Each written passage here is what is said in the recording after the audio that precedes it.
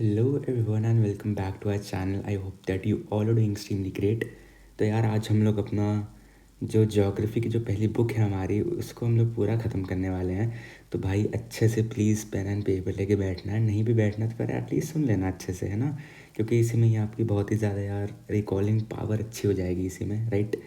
तो यार 8 चैप्टर हैं, आठों चैप्टरों को हम लोग बहुत ही अच्छे से कवर करेंगे नोट्स में, है ना। एंड नेक्स्ट वीडियो आपकी सेकंड बुक के में ले आऊँगा। एंड देन उसके बाद हम लोग करेंगे मोस्ट इंपॉर्टेंट क्वेश्चंस, है ना। वो हैंड रिटन एक मेरी पीडीएफ है पिछले साल की, मैंने लिखे थे नोट्स वगैरह, तो मैंने उसकी एक पीडीएफ बना ली, तो फिर हम लोग नेक्स्ट क्लास में उसको करेंगे। एंड बिफोर स्टार्टिंग मैं आप सभी को रिकमेंड करूँगा कि आप लोग इसको प्लीज़ 2x पे देखना, क्योंकि यार मेरा तो गला ख़राब है थोड़ा सा, तो मैं तो थोड़ा धीरे धीरे पढ़ाऊँगा। बट आप लोगों का टाइम ना वेस्ट हो तो फिर यार आप लोग इसको 2x पे देखना, जल्दी ख़त्म हो जाएगा। एंड ऑल्सो हाँ बस इतना ही, चलो बिना किसी देरी के भाई अब शुरू करते हैं। तो देखो यार, आपकी पहली बुक है जो ज्योग्राफी की, that revolves around human geography only, है ना। तो हम लोगों ने क्या था यार, 11th में क्या पढ़ा था देखो। 11th में हम लोगों ने पढ़ी थी फिज़िकल ज्योग्राफी, ठीक है। 12th में हम लोग कर रहे हैं अपना ह्यूमन ज्योग्राफी। एंड यही दो हमारे डिसिप्लिन्स हैं किसके, ज्योग्राफी के। बेसिकली ज्योग्राफी किन दो चीज़ों से बना है, एक फिजिकल ज्योग्राफी से एंड ह्यूमन ज्योग्राफी से। जब हम इन दोनों को ही कंबाइन कर देते हैं तो फिर हमारा आ जाता है ज्योग्राफी एज ए डिसिप्लिन, ठीक है। तो अब देखो आगे का अब आप लोग देखो थोड़ा सा। अगला क्या है यार, पहले चैप्टर का नाम ही है human geography nature and scope. Human geography होती क्या है, ये कुछ कुछ डेफिनेशंस दी गई थी हमारे अलग अलग ज्योग्राफर्स के द्वारा। ये आपकी पक्का आएंगी, तो प्लीज़ भाई अच्छे से करके जाना। सीईटी में तो आएंगे आएंगे यार, बोर्ड्स में भी बहुत ही आराम से आ जाएंगे आपके 1 मार्कर्स एज वेल एज आपके 2 मार्कर्स में, है ना, 3 मार्कर्स में, राइट। तो देखो क्या होता है हमारा ह्यूमन ज्योग्राफी। जो रैडसेल साहब थे हमारे, उन्होंने ये बोला था यार कि जो हमारी ह्यूमन ज्योग्राफी है वो एक सिंथेटिक स्टडी है of relationship between human societies and the earth surface. तो क्या है ना यार, ज्योग्राफी की जब हम लोग ह्यूमन ज्योग्राफी की बात करते हैं तो फिर इसमें जो ह्यूमंस हैं वो काफ़ी ज़्यादा डोमिनेंट होते हैं। कैसे कि यार जो हमारा जो इन्वायरमेंट है वो तो पहले से एग्जिस्ट कर रहा है, बट उसको भाई यूज़ कौन कर रहा है, ह्यूमंस यूज़ कर रहे हैं अपनी नॉलेज से, है ना। अपना भाई जितनी भी नॉलेज हो गई, मैं कह लूँ भाई डेवलपमेंट स्किल्स हो गई, है ना, उससे वो लोग अपने इन्वायरमेंट को बेटर बना रहे हैं अपने लिए, राइट। तो ये हमारा बोला था किसने, ये हमारी एक जनरल डेफिनेशन है of what actually is human geography. And ये बोला था हमारे यार रैडसेल साहब ने, ठीक है, कि जो ह्यूमन ज्योग्राफी कोई सिंथेटिक स्टडी है relationship between human societies and earth surface, है ना। रिलेशनशिप दो चीज़ों के बीच में ही होता है यार, ऑफकोर्स ये बात है। यहाँ पे आपका ह्यूमन ज्योग्राफी का किसके साथ relationship, between humans as well as earth surface, ये बोला था हमारा रैडसेल ने, राइट। नेक्स्ट है हमारा नेक्स्ट इज एलेंसी सैम्पल। इन्होंने भी एक डेफिनेशन दी थी। इन्होंने क्या बोला था, इन्होंने बोला था कि जो ह्यूमन ज्योग्राफी है वो मेरी स्टडी है of the changing relationship between the unresting man and the unstable earth. तो देखो मैन जो है हमारा वो अनरेस्टिंग है। क्यों अनरेस्टिंग है, क्योंकि यार उसको हर एक चीज़ से एक पॉसिबिलिटी क्रिएट करने की आदत पड़ गई है, राइट। अब यार बहुत ही ज़्यादा गर्मी हुई जैसे फॉर एग्जाम्पल, तो फिर ह्यूमंस ने क्या करा, एसी बना दिया यार। मतलब अभी के जो ह्यूमंस हैं उन्होंने एसी बना दिया। एंड पहले के ह्यूमंस भी आप लोग देखो कर तो लोटे के पानी से पानी पानी पिया जाता था पहले के टाइम में। क्यों, क्योंकि यार ठंडा रहता उसमें पानी।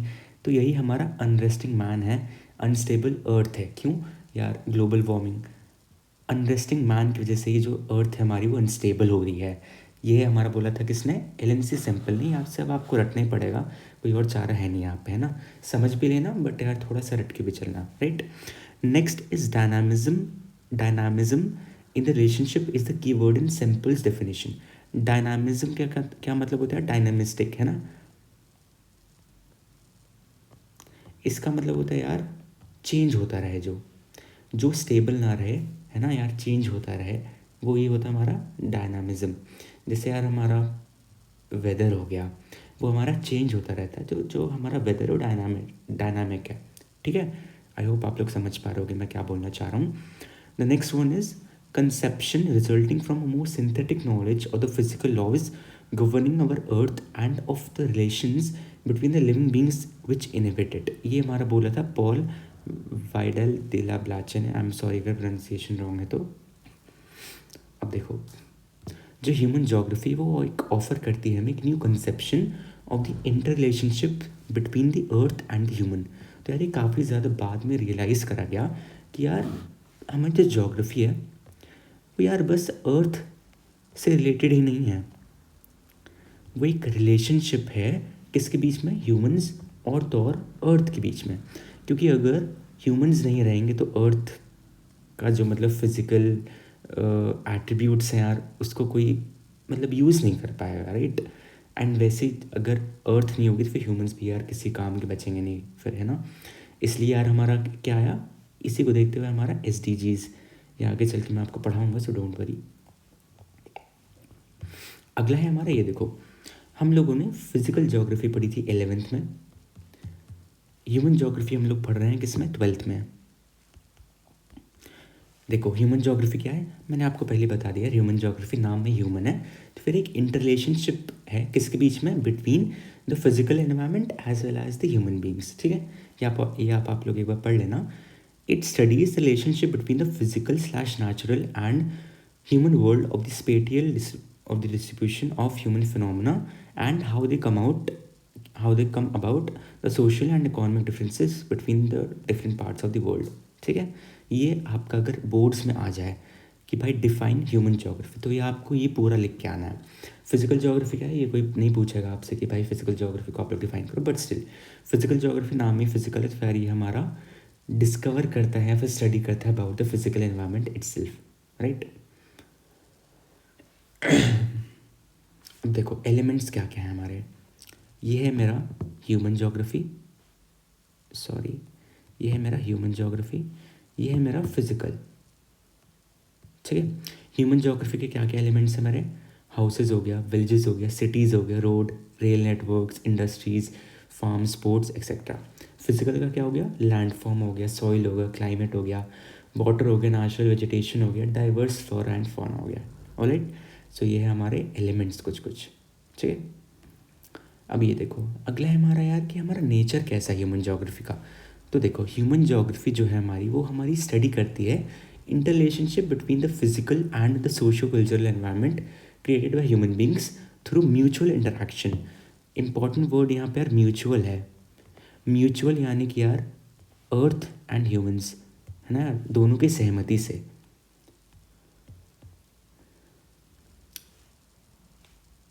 Created by human beings through mutual interaction with each other. Hence, it is interdisciplinary in nature. ठीक है, आगे बढ़ते हैं। अगला है हमारा naturalisation of humans. Naturalisation of humans का क्या मतलब है, ये देखो, नॉलेज अबाउट नेचर, जो हमारी नॉलेज है नेचर के रिगार्डिंग, वो यार काफ़ी ज़्यादा इम्पॉर्टेंट है ताकि हम लोग डेवलप कर पाएँ टेक्नोलॉजी, और तो जो टेक्नोलॉजी हमारी वो लूजन कर पाए हमारे shackles of environment on human beings. Shackles का मतलब यार बंदियाँ, मतलब जैसे कोई आपको बांध के रखता है, दैट इज़ शैकल्स, है ना।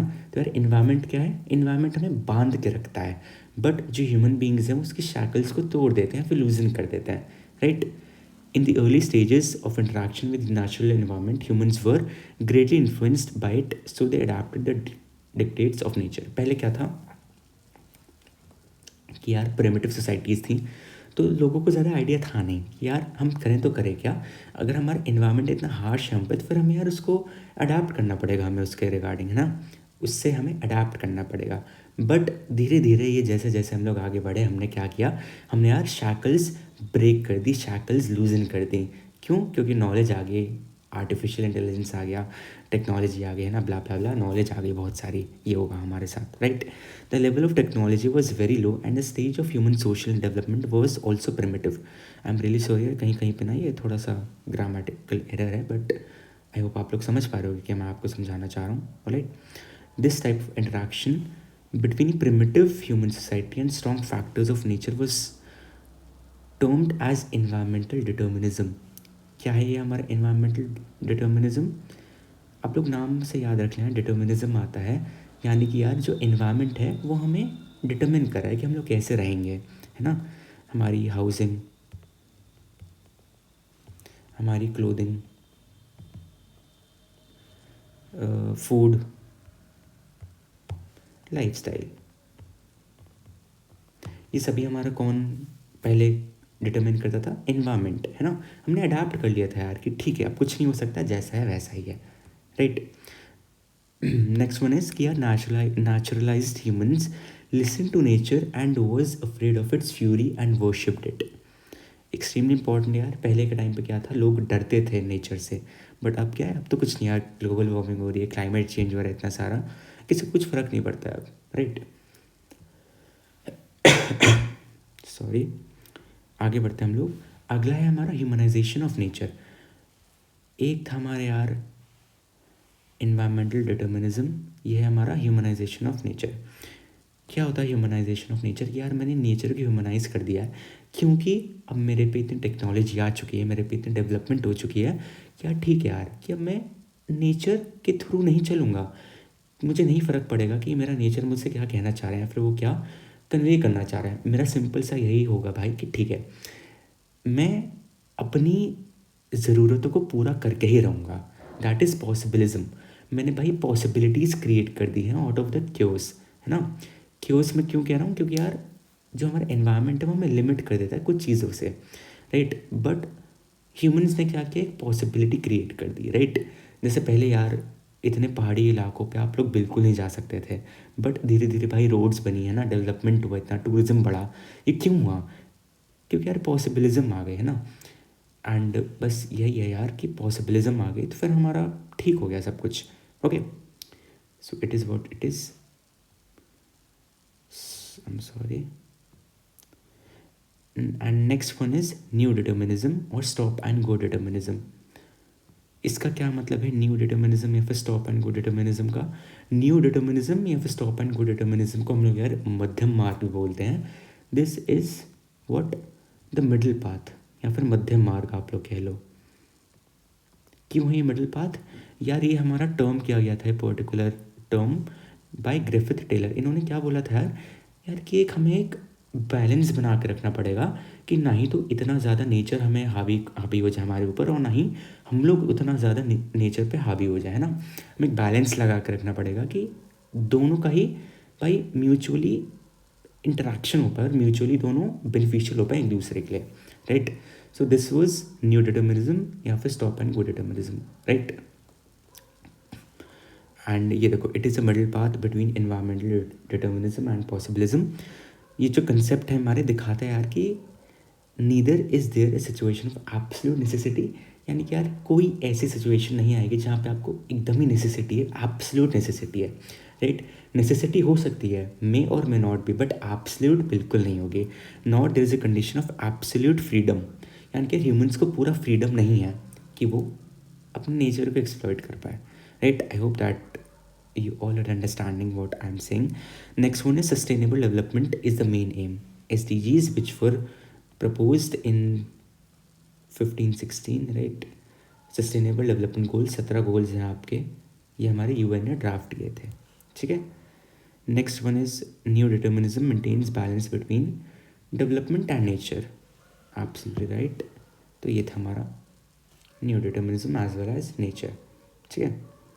अब देखो, अब हमारे कुछ कुछ स्कूल्स आते हैं, किसके,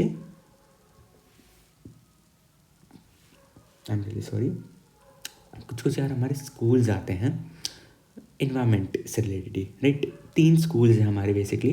पहला है हमारा वेलफेयर और ह्यूमनिस्टिक स्कूल। ये क्या कहता है हमारा, ये इस थॉट का है कि जो हमारा ह्यूमन ज्योग्राफी है वो मेनली कंसर्न्ड है with different aspects of social wellbeing. Social wellbeing के डिफरेंट एस्पेक्ट्स है ऑफ द पीपल, ठीक है। ये क्या क्या इंक्लूड करता है, जैसे कि यार हाउसिंग हो गया, हेल्थ हो गया, एजुकेशन हो गया, है ना।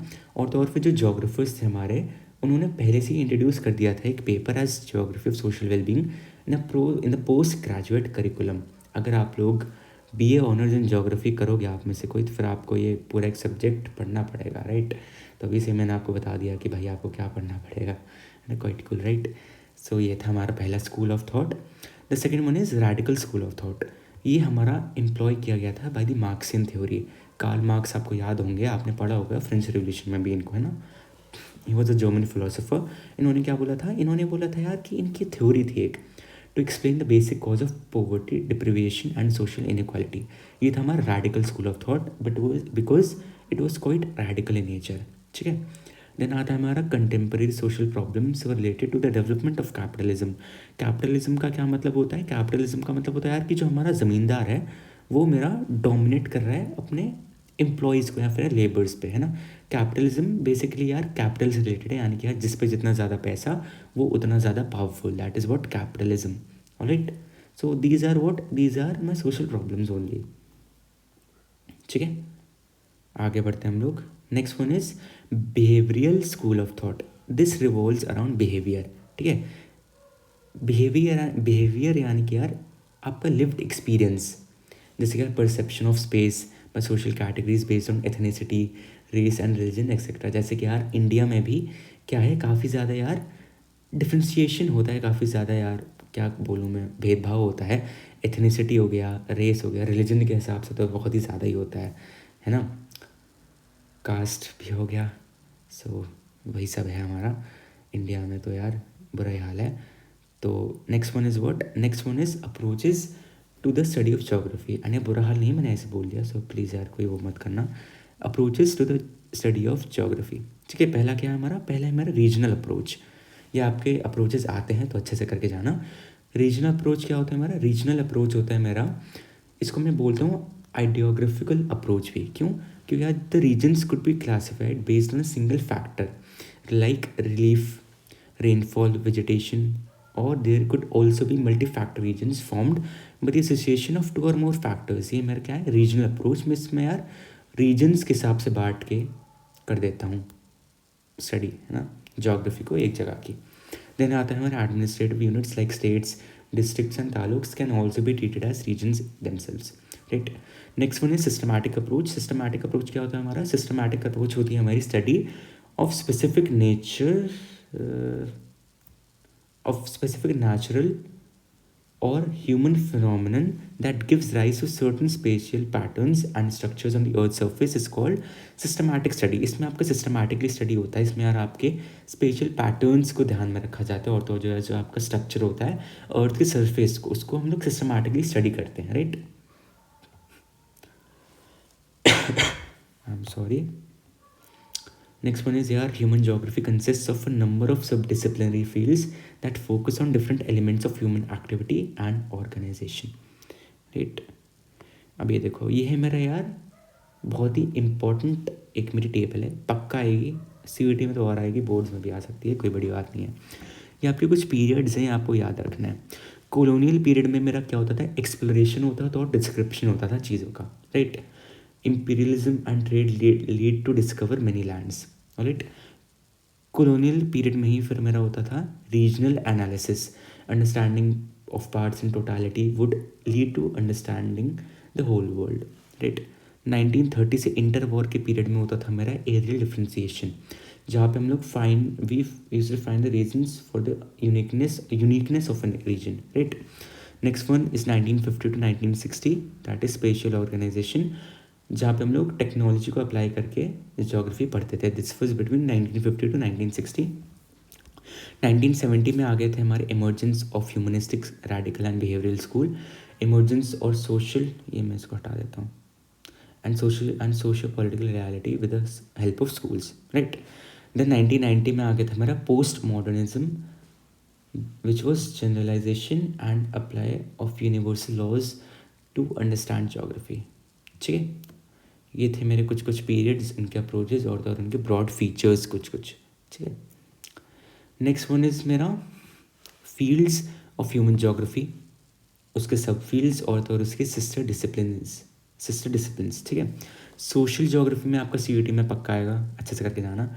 सोशल ज्योग्राफी में क्या क्या आता है मेरा, सब फील्ड्स, बिहेवियरल आ गया, ज्योग्राफी ऑफ सोशल वेलबींग आ गया, है ना, ज्योग्राफी ऑफ लेजर आ गया, cultural geography, gender geography, historical geography, medical geography. Right, sister discipline इसके क्या क्या है, social science, sociology, psychology, welfare economics, sociology, anthropology, women studies, ये सब आप प्लीज़ पढ़ लेना, ईजी है, कुछ ऐसा समझने का है नहीं इसमें, रट्टा ही मारना पड़ेगा तो यार मार लेना, है ना। तो इसी के साथ हमारा पहला चैप्टर ख़त्म होता है यार। आई होप आपको समझ में आ रहा होगा मैं आपको क्या बताना चाह रहा हूँ, है ना। शॉर्ट नोट्स यार, सब हो जाएगा अपना आराम से। इसके बाद रुको यार, मैं थोड़ा सा पानी पी लूँ, आप लोग इसको 2x पे देख लेना प्लीज़।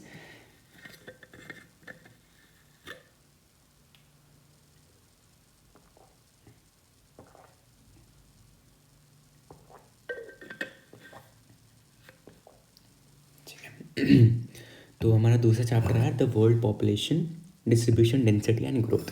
ठीक है, तो सबसे पहले इसमें यार कि हमारा इम्पोर्टेंस क्या है पॉपुलेशन का। तो यार जो लोग होते हैं कंट्री के, वही एक कंट्री की रियल वेल्थ होती है। वेल्थ यानी कि उसका असली पैसा, क्योंकि यार जो उसके लोग हैं वही तो असल में यार पैसे कमाते हैं, है ना। वही तो असल में यार नॉलेज गेन करते हैं और वही तो इम्प्लीमेंट करते हैं पॉलिसीज़ को, नॉलेज को, टेक्नोलॉजी को, राइट। तो जो पीपल की कंट्री है वही हमारे वेल्थ हैं, जो उन रिसोर्सेज का यार यूज़ करते हैं, है ना। सिग्निफिकेंट, या फिर आप कह लो मैंने उसका पर्टिकुलर टर्म भूल चुका हूँ, रियली सॉरी, बट यार हाँ, efficient use of resources, right. They also form the human resource base of a nation which further helps in development of the economy. कि यार आप लोग देखो यार कि अगर आप किसी भी अंडर डेवलप्ड नेशन को उठाओ तो फिर वो डेवलप क्यों नहीं हो पा रही है, क्योंकि उसके लोग उतने पढ़े लिखे नहीं हैं, है ना। एंड क्योंकि पीपल ही एक नेशन का रियल वेल्थ होता है। तो ये हमारा यहाँ से डिटरमिन भी हो जाता है ना, प्रूव भी हो जाता है, राइट। नेक्स्ट है हमारा world at the beginning of the 21st century recorded the presence of over 6 billion population. ये आप लिख के आओगे, पूरे नंबर मिलेंगे आपको हर एक चीज़ में, ठीक है। The population of the world is unevenly distributed. Extremely true यार, कहीं पे बहुत ही ज़्यादा पॉपुलेशन है तो कहीं पे बहुत ही कम पॉपुलेशन है, राइट। यही हमारा डेंसिटी है पॉपुलेशन का। इंडिया में भी आप लोग देखना, कहीं पे डेंसिटी है बहुत ही ज़्यादा, कहीं पे डेंसिटी बहुत ही ज़्यादा कम है, ठीक है। अब ये देखो, ये मेरा एक जोग्राफर थे, जॉर्ज बी क्रेसी। इन्होंने क्या बोला था, इन्होंने बोला था Asia's many places where people are few and few places where people are very many. ये आप लोग यार प्लीज़ लिख के आना है। मैं यार बहुत ज़्यादा एक्साइटेड हूँ, आप लोगों को पूरे नंबर मिलेंगे अगर आप लोग ये लिख के आओगे ना। तो यही है। अब ये देखो, ये है हमारे यार patterns of population distribution in the world. यार हमारी जो पॉपुलेशन की जो डिस्ट्रीब्यूशन है वो उसका पैटर्न क्या है। तो देखो, जो हमारा टर्म है पॉपुलेशन डिस्ट्रीब्यूशन को हमें रेफर करता है कि यार जो लोग हैं हमारे वो कैसे स्पेस्ड हैं, है ना, पूरी अर्थ के सरफेस पे। वो कैसे कैसे बटे हुए हैं, वो कहाँ पे ज़्यादा हैं, कौन से रीजन में ज़्यादा हैं, या फिर आप कह लो कौन से कॉन्टिनेंट में सबसे ज़्यादा हैं, कौन से कॉन्टिनेंट में सबसे ज़्यादा कम है, राइट। ब्रॉडली जो हमारे जो 90% ऑफ द पॉपुलेशन है, broadly 90% of the world's population less than 10% of its land area. ये कुछ और है, इसका कुछ और हो गया है ये, है ना। तो रियली सॉरी, अगले लेक्चर में मैं पक्का इसको ठीक कर दूंगा। क्या है broadly 90% of the world's population, ठीक है। ये क्या है कि यार ब्रॉडली जो 90% ऑफ द वर्ल्ड पॉपुलेशन है मेरी, वो रहती है मेरी less than 10% of its land area पे, ठीक है। तो ये है हमारा, ये है जो मैंने अभी बोला, ये वो स्टेटमेंट दी है exactly, right. Top 10 most populous country of the world are, ये मैं आपका करंट वाला डेटा ले आऊँगा अगले लेक्चर में, सो डोंट वरी, है ना। जब हम लोग क्वेश्चंस लाऊंगा मैं आप लोगों के लिए, ये सब आ जाएगा आप लोगों के लिए। अब तो क्योंकि इंडिया ने ओवरटेक कर दिया चाइना को, तो अब ये देखो, density of the population to understand the ratio between the number of population to the size of the land. यार मेरे पॉपुलेशन कितनी है और मेरी साइज ऑफ लैंड कितनी है, ये मेरा क्या डिटरमिन करता है, density of population, okay. This ratio is density of population. इसको मेजर करते हैं अपन लोग पर स्क्वायर किलोमीटर में। प्लीज़ ध्यान रखना, पक्का आएगा पॉपुलेशन का ये जो फॉर्मूला है, ये भी आ सकता है इम्प्लीमेंट करने को। क्या होता है ये मेरा, टोटल पॉपुलेशन अपॉन में टोटल लैंड एरिया, राइट।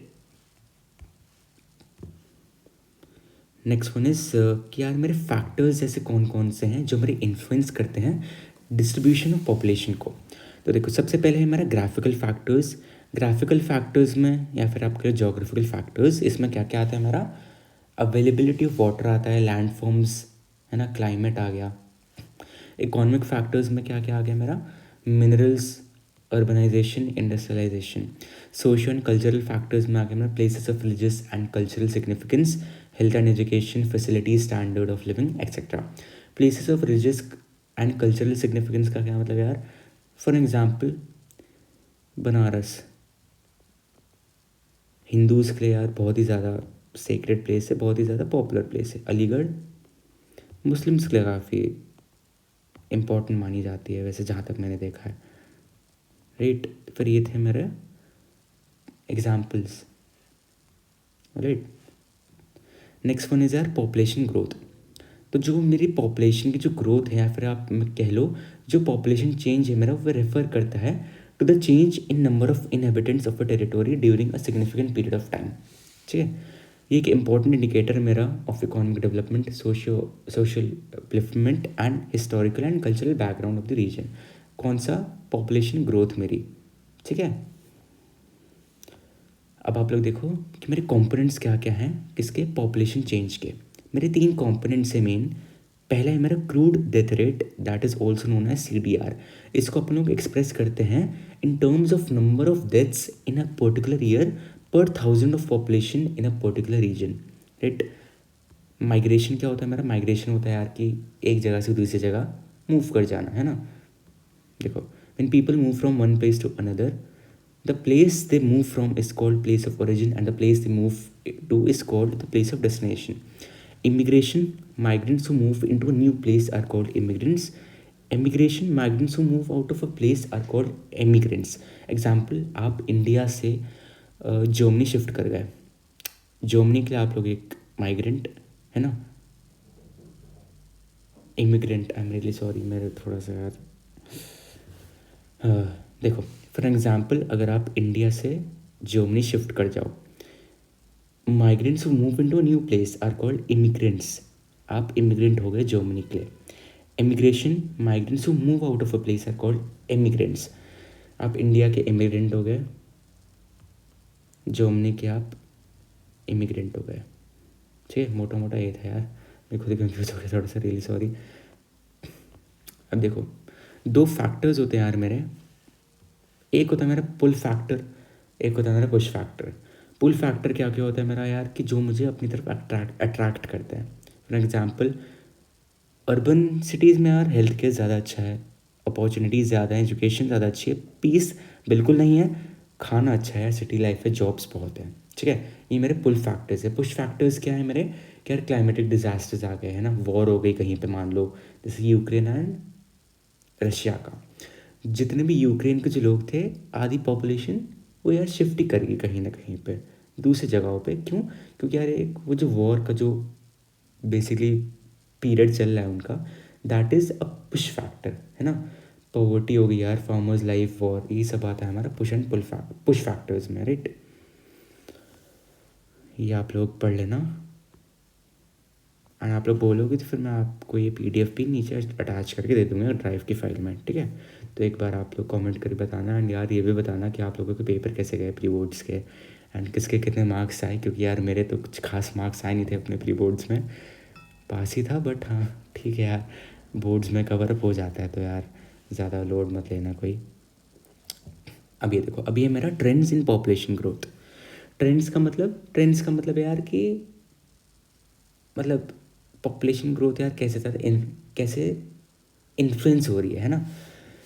जो हमारी जो अर्थ की पॉपुलेशन है यार, that is more than 6 billion after the evolution and introduction of agriculture about 8,000 to 12,000 years ago. After the evolution and introduction of agriculture about 8,000 to 12,000 years ago the size of population was 8 million. ये same point है, मैं वही सोच रहा इसके नीचे वाले वाली कहाँ गई। नेक्स्ट है हमारा, in the 4th century AD it was below 300 million. यार ये थोड़ा सा गड़बड़ है, अगले लेक्चर में सही डाटा लाऊंगा मैं आप लोगों के लिए। तो ऐसा टाइपो हो गया, आई एम रियली सॉरी। इन दोनों ही पॉइंट्स को आप लोग काट दो, ये खैर पूरे छोड़ो, ये कुछ खास आता भी नहीं है खैर, तो छोड़ देना आप लोग। ये आता है doubling time of world population. It took more than 1,000,000 years for the human population to attain the 1 billion mark. जो ह्यूमन पॉपुलेशन है उसको it took more than 1,000,000 years to attain the 1 billion mark, but उसको बस 12 साल लगे to rise from 5 billion to 6 billion. ठीक है, developed countries are taking more time to double their population as compare to developing countries. क्यों? क्योंकि यार of course जो डेवलप्ड कंट्री है उन पे फैमिली प्लानिंग का आइडिया है उनको, है ना, उनको आइडिया है यार कि मेरा बजट कितना है एंड क्या मैं एक बच्चा अफोर्ड कर भी सकता हूँ कि नहीं कर सकता हूँ, है ना। पुअर कंट्रीज़ में क्या होता है, पुअर कंट्रीज़ में ठीक है यार, वो लोग बस बच्चे करते रहते हैं और तो कुछ करते नहीं है, राइट। तो वही होता है बस, और तो कुछ होता नहीं है, तो उनकी पॉपुलेशन ज़्यादा जल्दी डबल हो जाती है as compare to the comparatively developed nations. ठीक है। तो यही था यार। एंड ऑफ कोर्स यार उन पे प्रॉपर एजुकेशन होती है ना, सेक्स एजुकेशन होती है डेवलप्ड कंट्रीज़ पे, है ना, कॉन्ट्रसेप्टिव्स मेथड वगैरह, है ना, तो वो सब होती है डेवलप्ड नेशंस पे। बट डेवलपिंग या फिर मैं कह लूँ अंडर डेवलप्ड नेशंस पे वो चीज़ नहीं होती, वो लिबर्टी नहीं होती उन पे, राइट। क्योंकि यार नॉलेज ही नहीं है तो फिर आप लोग कहाँ से कर पाओगे। Next one is population growth rate is taking place in developing countries. Example Yemen हो गया, Liberia, Somalia, Saudi Arabia, Oman, है ना।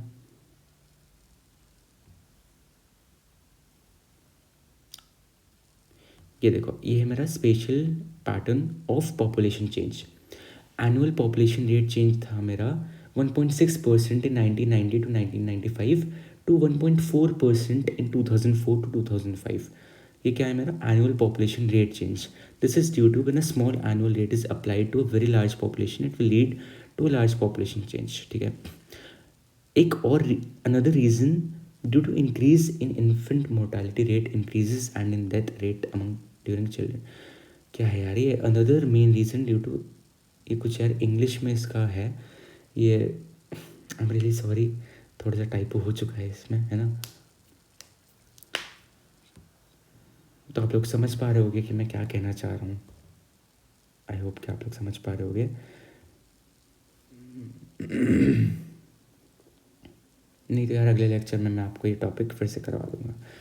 इम्पैक्ट ऑफ पॉपुलेशन क्या होता है, एक पॉजिटिव इम्पैक्ट होता है हमारा, एक नेगेटिव इम्पैक्ट होता है। पॉजिटिव इम्पैक्ट क्या होता है हमारा, population change indicates economic development of a region, better opportunities and its facilities. Negative impact क्या होता है, पॉपुलेशन ग्रोथ है जो हमारी जब एक बियॉन्ड एक सर्टेन लेवल चली जाती है तो फिर प्रॉब्लम्स आ जाती हैं, जैसे डिप्लीशन ऑफ रिसोर्सेज हो गया, है ना, due to over exploitation. It leads to increase in number of urban slums, over crowding etcetera. India का ही एक पॉपुलेशन, इंडिया का ही आप एक एग्जाम्पल लेके चल सकते हैं। ये है मेरा डेमोग्राफिक ट्रांजैक्शन। डेमोग्राफिक ट्रांजैक्शन क्या है मेरा, अकॉर्डिंग टू दिस थ्योरी जो पॉपुलेशन एक एनी रीजन की वो बदलती यार फ्रॉम हाई बर्ड्स, यानी कि ये देखो, ये एक स्केल लेके चलो आप, है ना। एक टाइम पे यार बहुत ही ज़्यादा डेथ्स होती थी, बहुत ही ज़्यादा बर्ड्स होते थे, बट धीरे धीरे ये सब कम होने लगा, लो बर्थ हो गए, लो डेथ रेट हो गया, है ना। ऐसे पहले हम लोग यहाँ पे थे, फिर धीरे धीरे करके हम लोग इस साइड पे आने लगे, right. Low death rate and low birth rate. क्यों? क्योंकि यार नॉलेज आ गई हमारे पे, right. These changes occur in stages which are collectively known as demographic cycles. Demographic cycle 3 stages होते हैं यार इसके। पहला स्टेज क्या कहता है मेरा, पहला स्टेज मेरा ये कहता है यार कि इसमें जो है हाई फर्टिलिटी होती है और तो और हाई मोर्टालिटी रेट होता है। फर्टिलिटी यानी कि यार बेसिकली बर्थ, है ना, फर्टिलिटी यानी कि बर्थ, और मोर्टालिटी यानी कि किसी भी मतलब चाइल्ड का या फिर किसी भी ह्यूमन की डेथ हो जाना, that is mortality rate, right. Because people reproduce more to compensate for the deaths due to epidemics and variable food supply। ठीक है। आई होप कि आप लोग समझ पा रहे होगे कि मैं क्या कहना चाह रहा हूँ, राइट। अभी मैं आपको ये मोर्टालिटी रेट वाला और अच्छे से समझाने की कोशिश करूँगा, right. People are illiterate, low level of technology and ये सब होता रहता है मेरा, राइट।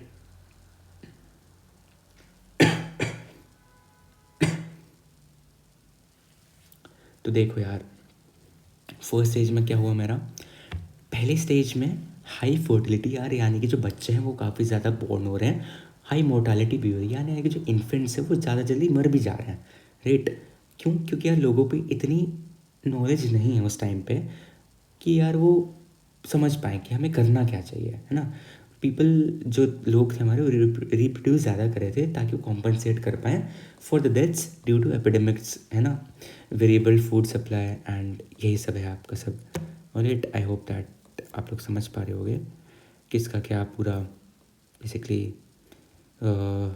आइडियोलॉजी है ना, सोच है इसके पीछे की, लो level of technology etcetera.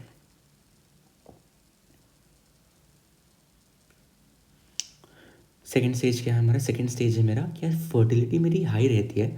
Fertility बोले तो यार कि जो इन्फेंट्स का बॉर्न होना, न्यू बॉर्न बेबीज़ का बॉर्न होना वो हाई रहता है इन द बिगिनिंग, बट वो धीरे धीरे कम हो जाता है विद रिस्पेक्ट टू टाइम, है ना। Reduces mortality rate, improvement in sanitation and health conditions, net addition to population is high. Last stage में क्या होता है मेरा? लास्ट स्टेज में मेरा वो बूस्ट करता है फर्टिलिटी को एंड मोर्टालिटी मेरी कम हो जाती है कंपेरेटिवली, है ना। Stable population, low rate of growth, urbanised, literate population and high technical knowledge controls the family size. ये आपके 3 स्टेजेस हैं, पक्का आएंगे तो अच्छे से करके जाना प्लीज़, है ना। एक बार आप लोग अपनी वो भी पढ़ लेना NCERT, okay.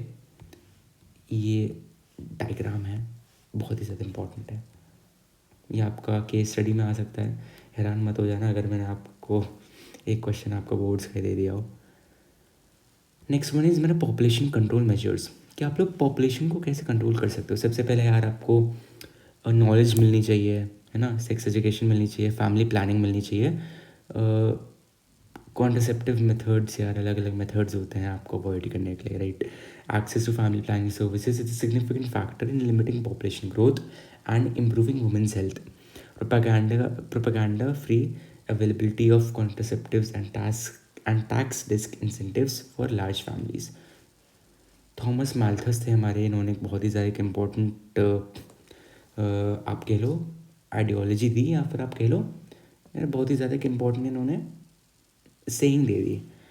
In his doomsday theory he stated that the number of people would increase faster than the food supply. Any further increase in population would result in population crash caused by famine, disease and war। इन्होंने क्या बोला? इन्होंने बोला यार कि जो लोग हैं हमारे वो ज़्यादा तेज़ी से बढ़ रहे हैं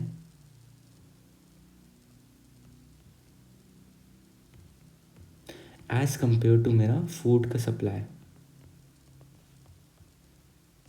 एंड अगर यही सेम रहा, अगर मेरी पॉपुलेशन ही ज़्यादा रही और फूड सप्लाई कम रहा, तो फिर मेरी जो इकॉनमी है वो बहुत ही जल्द क्रैश कर जाएगी, है ना। और फिर फेमाइंस हो जाएंगे, डिजीज़ हो जाएंगे, वॉर हो जाएगी, सब हो जाएगा, है ना। यही थे मेरे थॉमस मैल्थस की थ्योरी। इसमें थोड़ा सा टाइप हो गया होगा यार, तो उतना अच्छे से नहीं समझ आ रहा है इससे, बट मैंने आपको सेपरेटली समझा दिया इसका क्या था।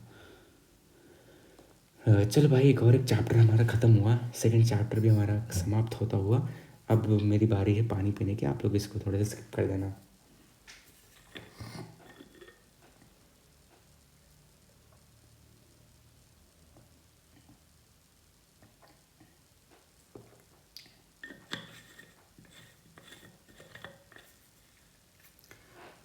तो चलो भाई शुरू करते हैं। तो यार ये जो ग्रोथ एंड डेवलपमेंट वाला चैप्टर है ना, ह्यूमन डेवलपमेंट का, यार ये मेरा फेवरेट चैप्टर है।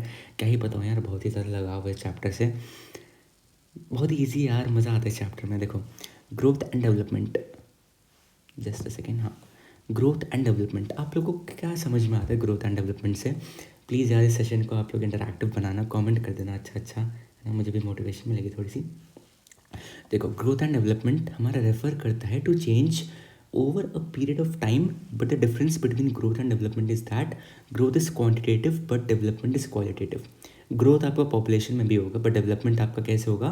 देखो ग्रोथ पॉपुलेशन से याद रखना, डेवलपमेंट आप लोग टेक्नोलॉजी से याद रखना, है ना। ग्रोथ मेरी क्वांटिटेटिव है, बट ये डेवलपमेंट मेरी क्वालिटेटिव है। क्वांटिटेटिव यानी कि यार क्वांटिटी को डिपिक्ट करता है वो, कि यार एक हो गया, दो हो गए, हैं numerical value. But qualitative, for example आप बहुत ही ज़्यादा काइंड हार्टेड हो जो आप ये वीडियो देख रहे हो, है ना, आप बहुत ही ज़्यादा आपको बहुत ही ज़्यादा तेज़ गुस्सा आ जाता है जब आपको कोई कुछ बोल देता है, तो ये है मेरा क्वालिटेटिव, है ना, ये आपकी क्वालिटी को बता रहा है। एंड क्वांटिटेटिव यानी कि यार किसी क्वांटिटी को डिपेक्ट कर रहा है, वो एक न्यूमेरिकल एक वैल्यू बता रहे, quantitative, right. Development can not take place unless there is an increment और addition to the existing conditions. ये बहुत ही ईजी, आप लोग समझ पा रहे हो, तो मैं इसको ज़्यादा टाइम नहीं गवाऊंगा इस पर। But growth can be positive, negative, neutral. Positive growth does not always lead to development, right. आगे बढ़ते हम लोग। नेक्स्ट वन इज मेरा डेवलपमेंट अकर्स।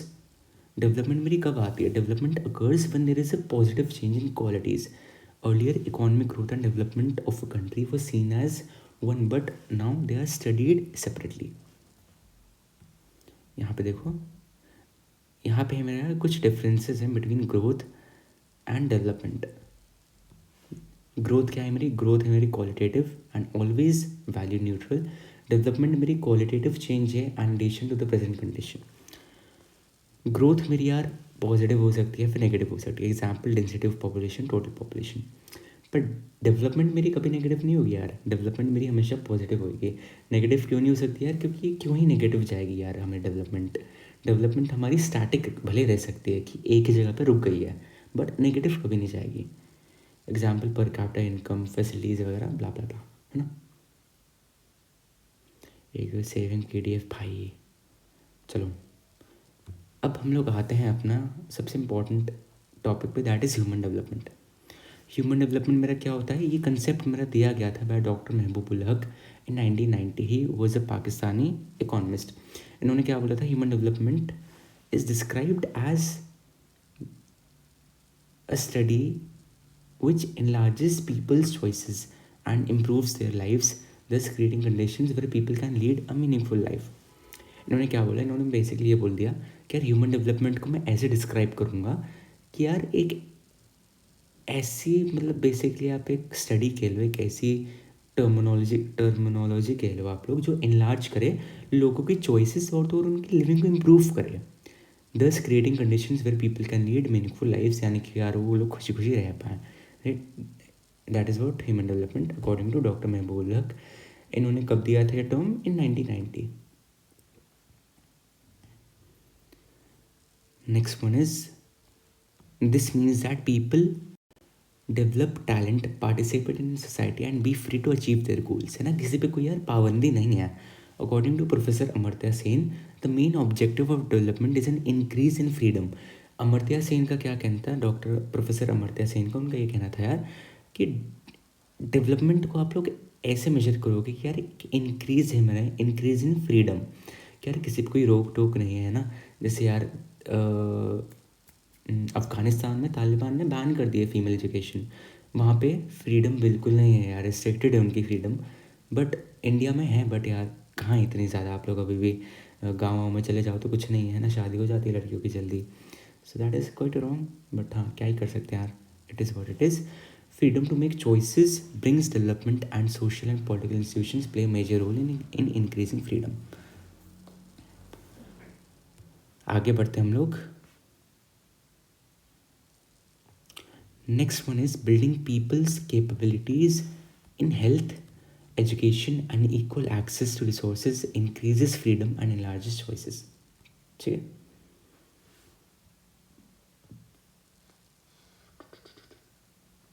तो यार मेरे ज्योग्राफी के बोर्ड में क्या था, यही एक सेम क्वेश्चन आया था, बट हुआ क्या था, मैंने पीछे पलट के नहीं देखा और वो मेरा मिस हो गया ना। मेरे 5 नंबर इसलिए कट गए थे, एंड यार इसलिए मेरे यार थोड़े से कम नंबर रह गए थे। मेरे 92 आए थे, वरना ज़्यादा ही आ जाते।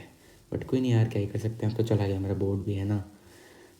तो ये देखो, ये रही हमारी शक्ल प्रोफेसर अमर्त्य सेन की, एंड ये रहे हमारे डॉक्टर महबूबुल हक, है ना। अब ये आते हैं हमारे 4 pillars of human development. Extremely important topic यार, पक्का आएगा आपका डिस्क्राइब करने को, तो अच्छे से करके जाना। 4 पिलर्स कौन से हैं? Equity, sustainability, productivity and empowerment. Equity क्या होता है? इक्विटी यार की सबको एक बराबर अपॉर्चुनिटी दी जाए, that is what equity. Equity से आप लोग इक्वल याद रखना, it refers to equal access to opportunities available to everybody irrespective of their, कि उनका क्या जेंडर है, वो भले मेल हो, फीमेल हो, ट्रांसजेंडर है, फिर कोई सा भी जेंडर हो यार, उनकी रेस जो भी हो, इनकम जो भी हो, कास्ट जो भी हो, कुछ मैटर नहीं करता। इक्विटी होनी चाहिए यार, इक्वालिटी होनी चाहिए, राइट। इसी से यार मुझे यूजीसी का नया वाला एक्ट भी याद आ गया है ना। तो नेक्स्ट पिलर इज़ हमारा सस्टेनेबिलिटी। ये देखो, सस्टेनेबिलिटी का क्या मतलब है मेरा? सस्टेनेबिलिटी का मेरा मतलब है कि जो मेरे रिसोर्सेज हैं वो ऐसा ना हो यार कि मेरे आने वाले जनरेशन्स के ख़त्म हो जाए। मुझे मेरी नेसेसिटीज़ भी पूरी करनी है, बट ध्यान में रखते हुए कि मेरी अगली जनरेशन्स के लिए वो पर्टिकुलर रिसोर्सेज बचेंगी भी या फिर नहीं। That is what sustainability.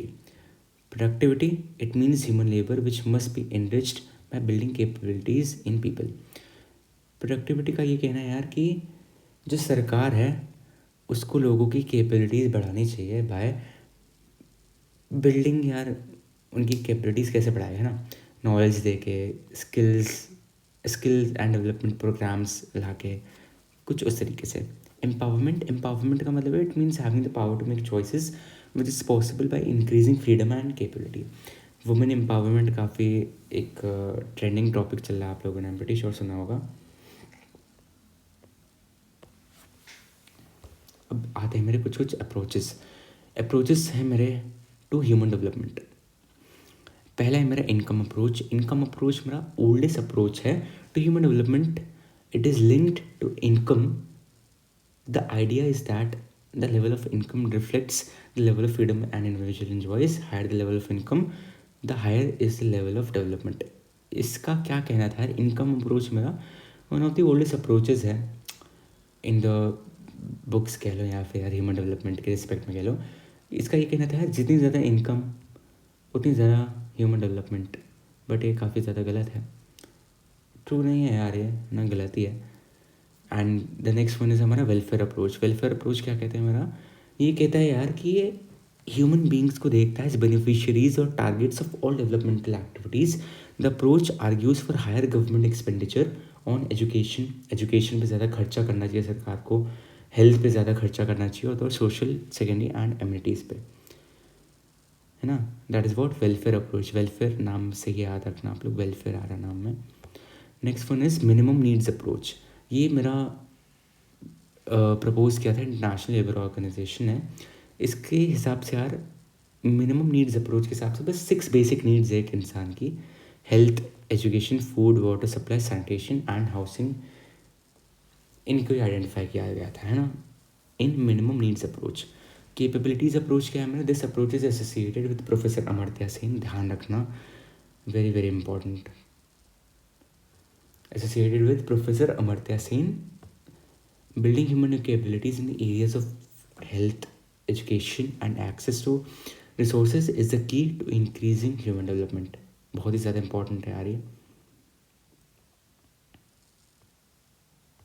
Next one is कि हम लोग मेजर कैसे कर सकते हैं ह्यूमन डेवलपमेंट को। आप लोगों के दिमाग में आ तो रहा होगा यार कि ठीक है ह्यूमन डेवलपमेंट हमने इतना तो पढ़ लिया, बट उसको मेजर कैसे करेंगे भाई साहब?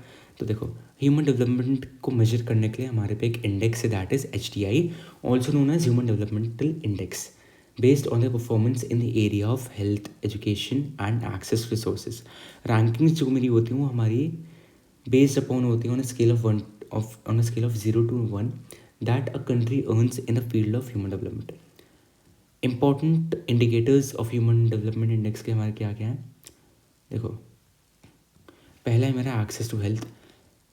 Is life expectancy at birth high life expectancy means people have a greater chance of living longer and healthy life expectancy यार ये एक रेंज होती है, एवरेज रेंज की है, एक इंसान एक नेशन का कितना लंबा जीता है, राइट। तो ये होता है मेरा एक्सेस टू हेल्थ। इसका एक इंडिकेटर होता है, काफ़ी ज़्यादा इंपॉर्टेंट होता है। एक्सेस टू नॉलेज क्या होता है? Adult literacy rate and the gross enrolment ratio. Gross enrolment ratio का क्या मतलब यार कि आपके बच्चे कितने ज़्यादा इनरोल्ड हैं, आई गेस 15 ईयर्स की एज तक के, जहाँ तक the number of adults who are able to read and write and the number of children enrolled in schools. Access resources आते हैं हमारा, it is measured in terms of purchasing power in US dollars. आगे देखते हैं अब हम लोग। Next one is HDI जो होता है मेरा, वो एक सम टोटल है of the weight assigned to all these dimensions which give a weightage of 1/3, है ना, 1/3 का वेटेज मिलता है। Score 1 means greater level of human development. 1 यानी कि यार बहुत ही ज़्यादा बढ़िया है आपका development, human development. 0 to 9 point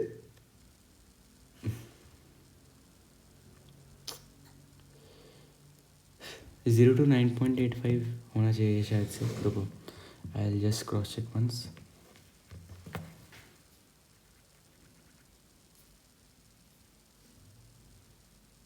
yes, I am right. देखो, वेरी हाई आपकी कब आती है? वेरी हाई आपकी तब आती है जब 0.800 हो, राइट। वेरी हाई आती है अगर आपकी 0.800 से ज़्यादा हो ह्यूमन डेवलपमेंट इंडेक्स में, आपकी रैंकिंग बेसिकली, है ना, नंबर आप लोग कह लो। हाई ह्यूमन डेवलपमेंट कब होता है? ये तब होता है जब आपकी, ये मैं यहाँ पे लिखता हूँ, 0.700 टू 0.799। एंड देन आता है मेरा मीडियम। मीडियम होता है मेरा 0.550 टू 0.699, ठीक है। ये होता है मेरा एग्जैक्ट, ये देखो, है ना यार, काफ़ी ज़्यादा हौच पौच हो गए, बट प्लीज़ यार थोड़ा सा देख लेना, आ जाएगा समझ में आप सभी को, I am pretty sure. Next one is HDI जो होती है हमारी, वो मेजर करती है attainments in human development and human poverty index is related to the human development index. Adult literacy rate हो गया, unable to access clean water, number of children for underweight and low expectancy till 40।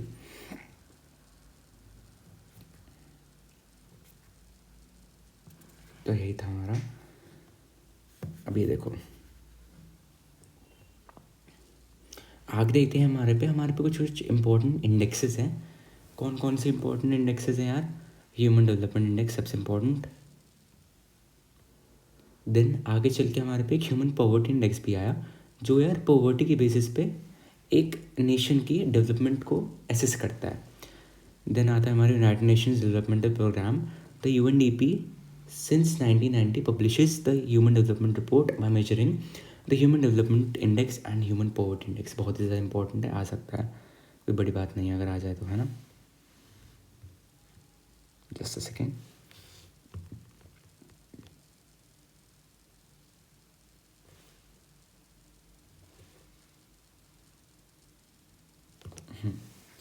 Next one is मेरा gross national happiness. ये बस भूटान का ही है यार, इसमें भूटान ही हमारी टॉप करती है, क्योंकि भूटान ही इसको बस मानती है ना, बेसिकली यही है। ये इनकरेज करता है यार क्वालिटेटिव एस्पेक्ट्स ऑफ डेवलपमेंट, यार लोग कितने ज़्यादा खुश हैं, कितने ज़्यादा दुखी हैं, है ना। हैप्पीनेस क्या ही लिखूँ यार, ऐसे ही लिख देता हूँ मैं, को एक स्माइली बना देते हैं हम लोग, कि लोग कितने ज़्यादा खुश हैं एंड कितने ज़्यादा दुखी हैं, है ना। ये मेरा होता है भाई ग्रॉस नेशनल हैप्पीनेस का इंडेक्स। काफ़ी कूल लग रहा है यार वैसे तो ये, राइट। Just kidding. ये देखो, ये है मेरा इंटरनेशनल कंपैरिजंस। ये देखो, HDI ये है मेरा वेरी हाई, हाई, मीडियम, लो। जो मैंने आपको ऊपर बताया वही है यार, ज़्यादा डिफरेंस है नहीं। ये देखो, इसमें मेरे कुछ कुछ इम्पोर्टेंट टेक अवेज हैं। पहला क्या है, very high level of human development में मेरे 49 कंट्रीज़ हैं। टॉप 10 कंट्रीज़ कौन सी मेरी? नॉर्वे हो गया, ऑस्ट्रेलिया हो गया, नीदरलैंड्स हो गई, US हो गया, न्यूजीलैंड, कनाडा, आयरलैंड, लाइचेंस, बड़ा बड़ा पता नहीं क्या है, जर्मनी एंड स्वीडन, ठीक है। तो ये मेरी टॉप 10 कंट्रीज़ हैं, ध्यान रख लेना, एक आध ध्यान रख लोगे बहुत होगा। Reason, the countries in these groups provide education and healthcare, which is an important government priority, as well as invest a lot in the social sector. Important. आगे देखते हैं हम लोग। Next one is high level of human development. इसका क्या है मेरा? Country scoring between 0.72 and 0.80 बना रहे ग्रुप अंडर इट। 56 कंट्रीज़ हैं हमारी इस पर्टिकुलर कैटेगरी में। रीज़न क्या है? गुड गवर्नेंस है and a lot of investment social sector has led to high level of human development in these countries. Medium medium में इंडिया भी आता है यार हमारा। रुको मैं क्रॉस चेक करता हूँ।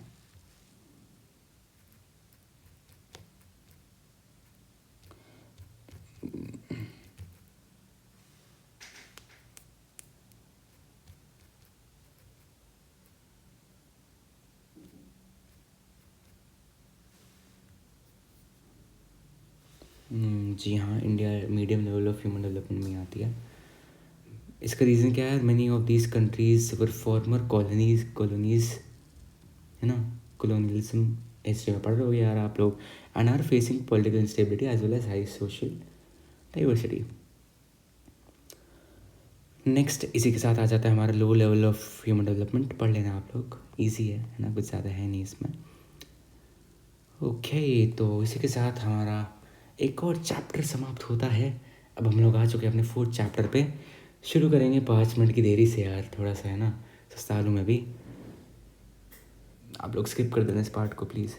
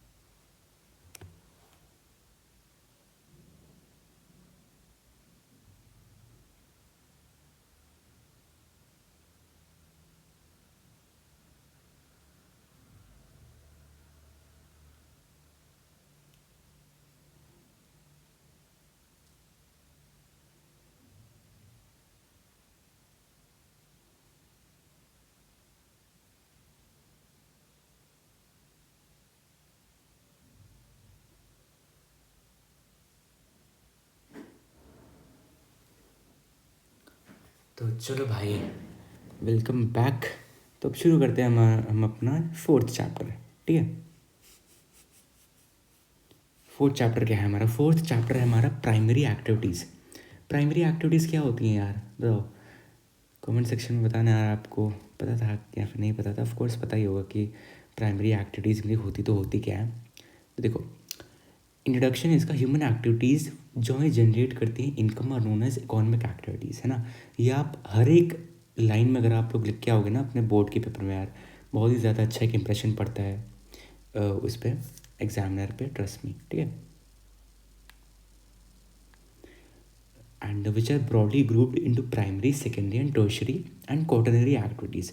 जो हमारे लोग होते हैं प्राइमरी एक्टिविटीज़ में, उनको हम लोग बोलते हैं red collar workers due to the outdoor nature of their work. Example farmers हो गए, है ना। एग्रीकल्चरल सेक्टर में हमारे जो जो इन्वॉल्व हैं, that is what they are known as red collar workers, right. What is primary activity? Primary activities are directly dependent on environment as these refer to utilization of earth's resources such as land हो गया हमारा, water, vegetation हो गया, है ना, building materials हो गया, and minerals. It does include hunting हो गया, gathering हो गया, pastoral activities, fishing, forestry, agriculture and mining and quarrying.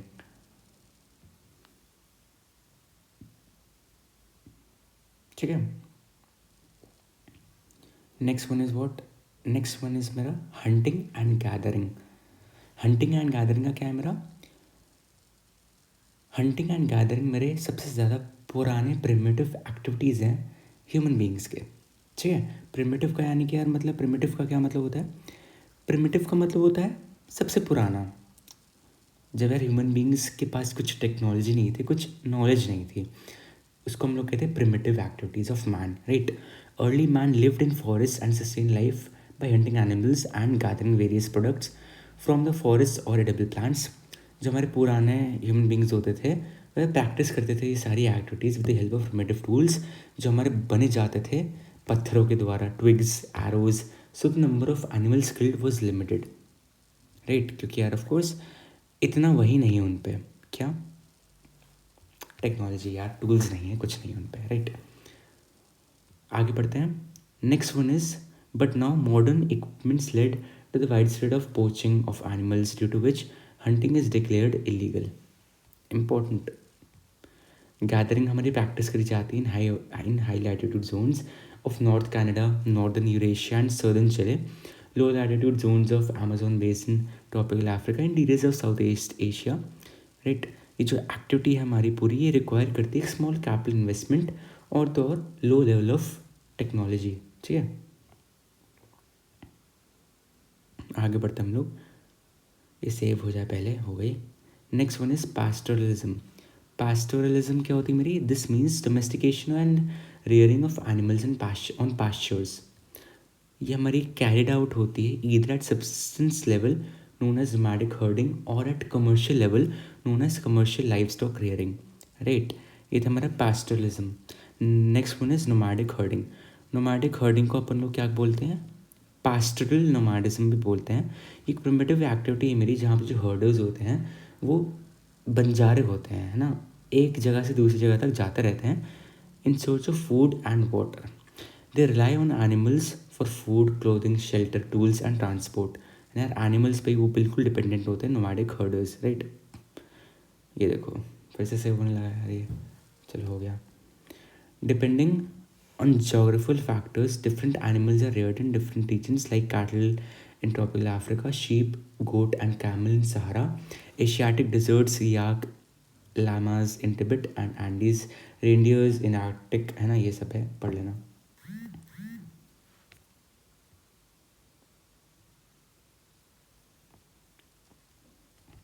Then आता है हमारा कमर्शियल लाइफ स्टॉक रियरिंग। ये क्या होता है? This practice is associated with the western culture. ये काफ़ी ज़्यादा organise as well as capital intensive practice है। कैपिटल इंटेंसिव यानी कि इन्वेस्टमेंट बहुत ज़्यादा जाएगा, आपका खर्चा बहुत ज़्यादा होगा, है ना। कैपिटल यानी यार वही इन्वेस्टमेंट आपकी बहुत ही ज़्यादा होती है कमर्शियल लाइफ स्टॉक रियरिंग में। This activity is done on vast ranches that are permanent. Modern scientific technology with emphasis on breeding, genetic improvement, disease control and health care is done। जो production होती है हमारी meet की, वूल की, is done and exported to different world markets। Sheeps हो गया, cattles हो गया, goat and horses are reared in the ranches। आप लोगों ने मूवीज़ भी देख रखी होंगे, आई एम प्रीटी श्योर, तो आप लोग उससे रिलेट कर पा रहे होंगे। नेक्स्ट वन इज, ये आप लोग पढ़ लेना, ऑस्ट्रेलिया, न्यूजीलैंड, अर्जेंटीना, यूरुग्वे, है ना, ये सभी हमारे कमर्शियल लाइव स्टॉक रियरिंग के क्या हैं, जगह हैं यार। Next one is agriculture. Agriculture जो है हमारी वो प्रैक्टिस करी जाती है multiple combination of physical, social, economic conditions, है ना, which gives rise to different types of agricultural systems based on the method of farming. अलग अलग टाइप के हमारे क्रॉप्स ग्रो होते हैं एंड लाइफ स्टॉक्स हमारे रेस करे जाते हैं। ये देखो फिर से हो रहा है ये, चलो हो गया।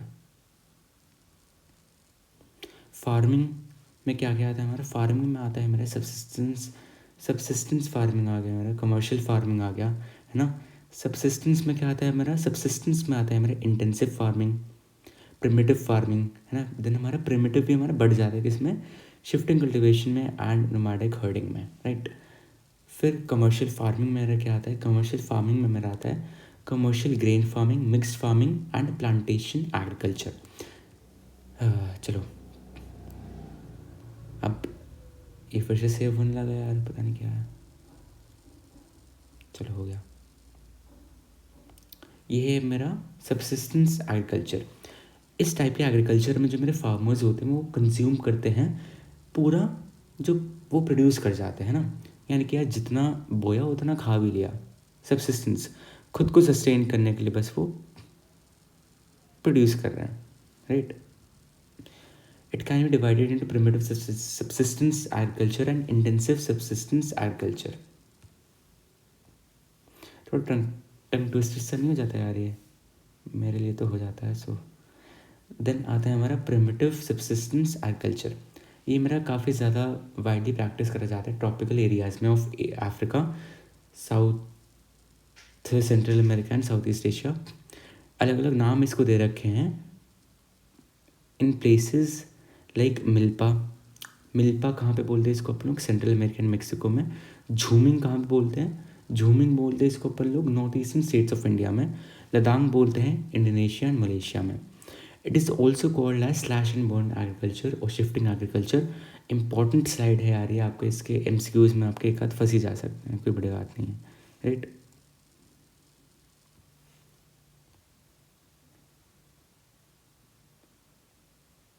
फिर से सेव हो रहा है, चलो हो गया।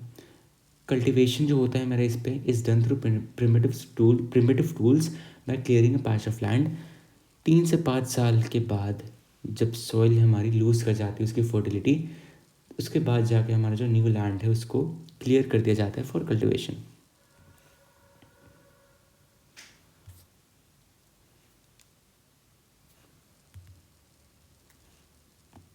Next one is intensive subsistence agriculture. इस टाइप के एग्रीकल्चर मेरी प्रैक्टिस करी जा रही है densely populated regions of monsoon Asia, right. इस तरह की कल्टिवेशन मेरी यहाँ तो डोमिनेटेड होती है by weight paddy cultivation and crops other than paddy. ये सब आपको रट्टा ही मारना पड़ेगा और कोई ऑप्शन बिल्कुल भी नहीं है ना। The per unit area is high but productivity is low. ये आप लोग और पढ़ लेना यार, आपको ये याद ही करना पड़ेगा, कोई और चारा है नहीं, तो समझा के भी कुछ फ़ायदा है नहीं ऐसा।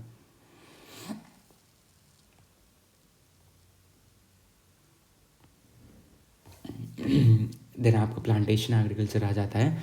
इस टाइप के एग्रीकल्चर में ही इंट्रोड्यूस करी जाती है by the Europeans like cocoa and coffee in West Africa by French, tea in India and Sri Lanka, rubber in Malaysia, sugarcane and banana in West Indies by British, coconut sugarcane in Philippines by Spanish etcetera. ये भी याद रखना आ सकता है, कोई बड़ी बात नहीं है।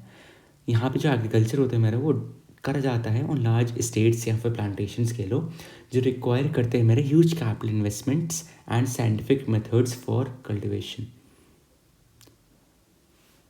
इसको सेव हो जाने देते हैं पहले ही।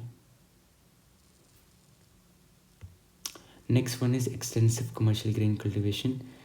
इसको प्रैक्टिस करा जाता है अलग अलग जगहों पे interiors of semi arid parts of mid latitudes like Eurasian steppes, Canadian and American prairies, pampas of Argentina, velds of South Africa, Australian Downs and Canterbury Plains of New Zealand, right. ये आपका map में आएगा, map भी होगा, सब होगा, don't worry.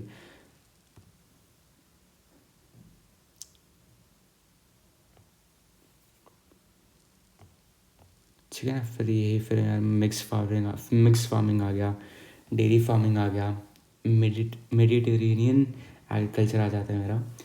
इसमें क्या होता है मेरा? It is practised on either side of Mediterranean in Europe, North Africa, from Tunisia to Atlantic coast, southern California, some parts of Chile, southwestern parts of South Africa and southwestern parts of Australia। ये काफ़ी ज़्यादा एक highly specialised commercial agriculture and important supplier है हमारी किसकी? Citrus fruits की। किसकी भाई? सिट्रस फ्रूट्स की। सिट्रस फ्रूट्स यार वही ना जो विटामिन सी में ज़्यादा होते हैं। विटिकल्चर पक्का आएगा।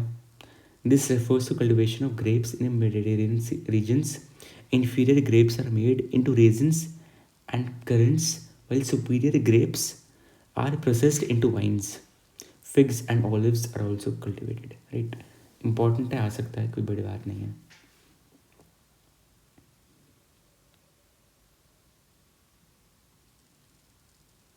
देन इसी के साथ यार आ जाता है मेरा market gardening and horticulture, truck farming. ये सब देख लो आप एक बार। ट्रक फार्मिंग क्या होता है? ट्रक फार्मिंग मेरा स्पेशलाइज करता है इन कल्टिवेशन वेजिटेबल्स ओनली, बस वेजिटेबल्स बस वेजिटेबल्स की cultivation refers to truck farming. Factory farming, this refers to livestock rearing, mainly poultry and cattle. Poultry and cattle की लाइफ स्टॉक की rearing को हम लोग कहते हैं फैक्ट्री फार्मिंग। देन होता है मेरा कोऑपरेटिव फार्मिंग। हो गया, चलो। कोऑपरेटिव फार्मिंग अब हमारी आती है। कोऑपरेटिव फार्मिंग क्या होती है? इस फार्मिंग ग्रुप में जो हमारे फार्मर्स होते हैं एक फॉर्म करते हैं cooperative society by pooling their resources voluntarily for more efficient and profitable farming. ये हमारा हेल्प करता है from societies in buying and selling farm products individual जो होते हैं हमारे फार्म्स के, इंडिविजुअल फार्म जो होते हैं हमारे वो रिमेन करते हैं इंटैक्ट। प्रैक्टिस कहाँ पे की जाती है इनको? Denmark, Netherlands, Belgium, Sweden and Italy. Important है।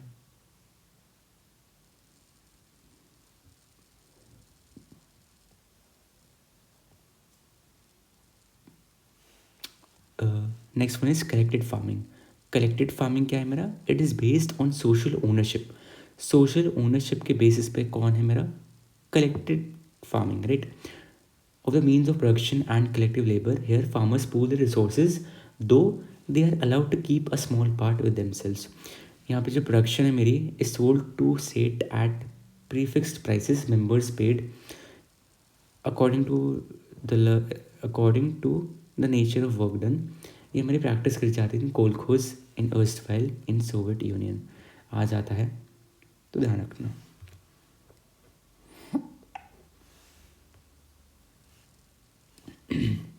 Next one is mining.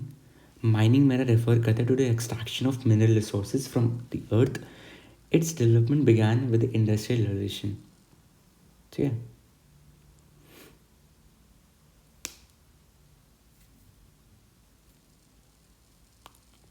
Next one is factors affecting mining activities. दो फैक्टर्स है मेरे। पहला है मेरा फिजिकल फैक्टर्स, ये हमारे रिलेट करता है to size, grade and mode of occurrence of the deposits. Second one is economic factors, ये रिलेट करते हैं हमारे demand for mineral, technology, capital to develop infrastructure, labour and transport cost. ठीक है।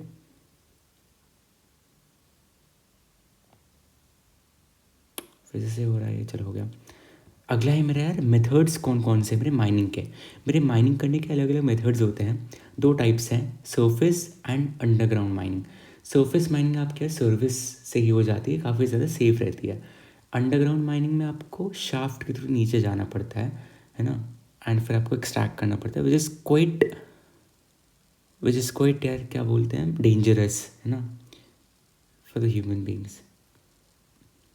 The other is underground mining, in which minerals are extracted from the very deep mines using vertical shafts. It requires lifts, drills, and very efficient technology. Right? I hope कि आप लोग इसको समझ पा रहे होगे कि मैं क्या बताना चाह रहा हूँ।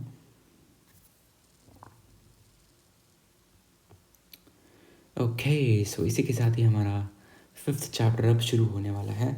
सो बी रेडी गाइस। तो आप लोग एक बार कमेंट सेक्शन में बताना कि आप लोगों को मेरा पढ़ाया हुआ समझ में आ भी रहा है कि यार मैं आप लोगों का टाइम वेस्ट नहीं कर रहा कहीं।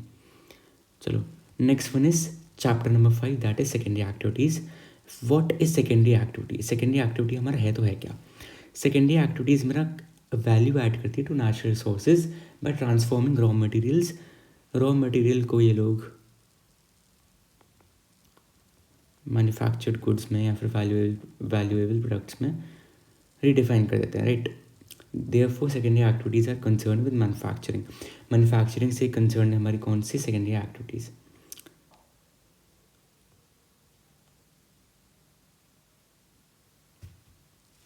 चलो हो गया सेफ। मैन्युफैक्चरिंग क्या है हमारा? The literal meaning of manufacturing is to make by hand, but आज के कंटेक्स्ट में जो हमें मैन्युफैक्चरिंग यार उसका मतलब होता है conversion of raw materials into more useful and valuable fabricated articles with the help of the machines. Of course ये बात है यार, मैन्युफैक्चरिंग का तो मतलब आप सभी लोगों को पता है ना। आगे चलते हैं। Next one is manufacturing industries. Manufacturing industries कौन सी होती हैं? ये होती है हमें geographically located manufacturing units that transform, जो हमें ट्रांसफॉर्म कर देती हैं raw materials into finish goods of higher value for sale in local और डिस्टेंट मार्केट्स। ठीक है। The term industry is comprehensive and can also be used in many secondary activities which are not carried out in factories like entertainment industry, tourism industry etcetera, है ना। ये काफ़ी सारी विभिन्न प्रकार की हमारी इंडस्ट्रीज़ होती हैं। ठीक है। चलो next one is characteristics of modern large scale manufacturing industries. जो हमें स्पेशलाइजेशन होती है of skills in industries, one task is done repeatedly that give specialisation of doing that task. ये मेरा इन्वॉल्व करता है काफ़ी हाई कॉस्ट ऑफ मैन्युफैक्चरिंग। दूसरे हाथ पे जो मेरी मास प्रोडक्शन होती है वो इन्वॉल्व करती है production of large quantity of standardise parts by each worker performing only one task repeatedly, right यार। यानी कि मेरा जो वर्कर है, सारे वर्कर्स मेरे एक ही टास्क परफॉर्म कर रहे हैं ताकि मेरी जो मैन्युफैक्चरिंग वो लार्ज स्केल पे हो पाए, है ना, लार्ज स्केल पे कैरी आउट हो पाए, राइट। मैकेनाइजेशन क्या है मेरी, मैकेनाइजेशन ऑफ द इंडस्ट्रीज़ क्या होता है इसमें, जो इंडस्ट्रीज़ होती है वो हमारी यूज़ करती है ऑटोमेटेड प्रोसेसेस ऑफ मशीन्स, जिसमें मेजर प्रोडक्शन की ज़रूरत नहीं होती है ना। Human thinking is not required, यार टेक्नोलॉजी हमारी सब कर देती है, right. Technological innovation, latest technology is use and constant innovation is done to eliminate waste, quality की कंट्रोल, है ना, combat pollution and bring efficiency. Next one is organisational structure and stratification modern manufacturing. इसको अपन लोग characterise करते हैं by complex machine technology, है ना। इसमें एक्सट्रीम स्पेशलाइजेशन होती है, डिवीजन ऑफ लेबर होता है। डिवीजन ऑफ लेबर का मतलब कि यार मैंने बांट दी है काम लेबर्स में, है ना, कि आप ये करोगे, आप ये वो करोगे। वास्ट कैपिटल होता है इसमें, यानी कि इन्वेस्टमेंट ज़्यादा होती है। Large organisations and executive bureaucracy, यानी कि यार रिलायंस मान लो आप लोग, है ना, वॉलमार्ट ही मान लो, इसमें क्या है कि प्रॉपर ब्यूरोक्रेसी है इसमें, है ना। एक काफ़ी ज़्यादा बड़ी ऑर्गेनाइजेशन है वॉलमार्ट हमारी, for example. Uneven geographic distribution, the industries are concentrated in the regions that are rich in mineral and other resources. These cover less than 10% of the world's land area. Okay. Next one is location of industry. कि मेरी जो location है industry की, उसको मैं कैसे determine करूँगा। अब आप लोग बताओ कि अगर मैंने एक इंडस्ट्री को खोला तो फिर मैं उसको कहाँ पे सेटअप करना चाहूँगा, आप लोग बताओ। तो मेरा आंसर ये होगा कि यार मैं उसको सेटअप करना चाहूँगा जहाँ पे मेरा ट्रांसपोर्टेशन का खर्चा बहुत कम है, मार्केट जाने तक का, है ना। सबसे पहली बात, ट्रांसपोर्टेशन का खर्चा कम है, मैं रॉ मटेरियल्स को ज़्यादा आसानी से एक्सेस कर पाऊँ, मैं मार्केट के बहुत ही ज़्यादा क्लोज हूँ, है ना। और तो और जो मेरे रॉ मटेरियल्स मुझे आसानी से अवेलेबल हूँ, मेरा लेबर काफ़ी ज़्यादा कम वेजेस पे काम करने को तैयार हो जाए। मैं ऐसी जगह पर अपनी लोकेशन, मतलब इंडस्ट्री की लोकेशन को देखना चाहूँगा, है ना। तो ये इंग्लिश के शब्द थे थोड़े से जो मैंने आपको हिंदी में आराम से बता दिए, तो टाइम वेस्ट नहीं होगा। ये देखो,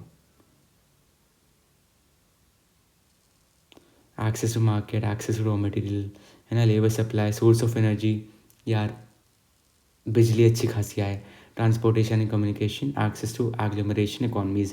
एग्लोमरेशन इकॉनमीज़ का मतलब है कि यार लाइक टू लाइक इकॉनमीज़ या फिर like to like industries allocated nearby, है ना। एक ही सर्कल में, ये देखो, एक ही सर्कल में सिमिलर सिमिलर टाइप की इंडस्ट्रीज़ मेरी लोकेटेड है। This is what agglomeration economies. Next one is government की पॉलिसी, जहाँ पे मेरी थोड़ी क्या कहते हैं यार, छोड़ो। देन है हमारी क्लासिफिकेशन ऑफ मैन्युफैक्चरिंग इंडस्ट्रीज़, इतना नहीं है यार, जितना मैंने आपको बताया उतना काफ़ी है। अब आते हैं हमारे industries based on size. House hold industries, house hold industries यार मेरे कम लेवल ऑफ प्रोडक्शन पे काम करती हैं, यानी कि यार स्टार्टअप्स हो गए, है ना, ऑन्टरप्रेन्योर्स हो गए मेरे, जो भी कम स्केल पे अपने प्रोडक्शन को अंजाम दे रहे हैं, right. That is what house hold industries, जहाँ पे यार मेरा काम होता है बट जो मेरी जो बेसिकली इन्वेस्टमेंट है that is quite low. Okay,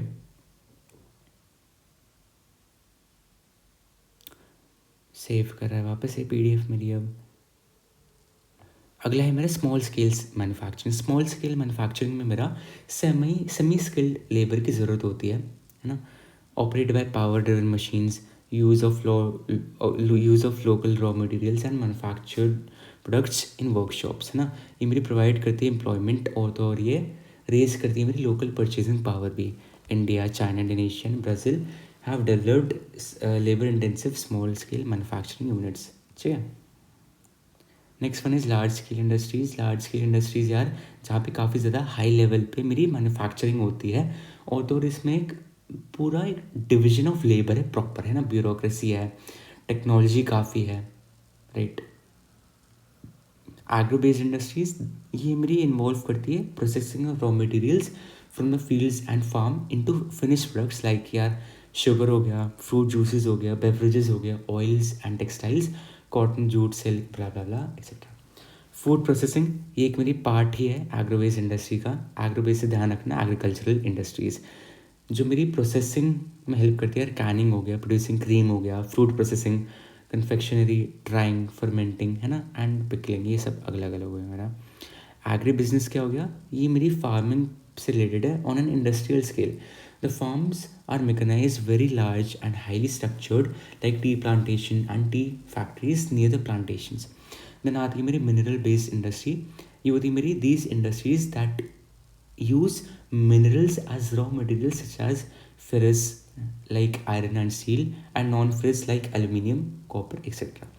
Then आता है मेरा mineral based and non-metallic industries, chemical based industries, ये सारी इंडस्ट्रीज मेरी यार केमिकल के अराउंड ही रिवॉल्व करती हैं।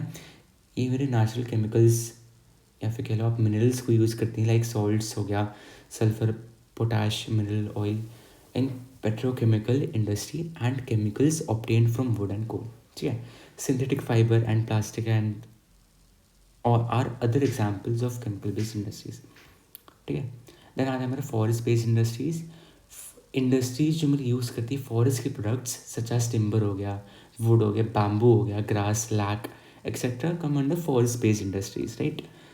Next one is animal based industries, ऐसी इंडस्ट्रीज जो मेरे एनिमल प्रोडक्ट्स पे बेसिकली डिपेंडेंट हो, लेदर हो गया, woollen, textiles, ivory are grouped under animal based industry.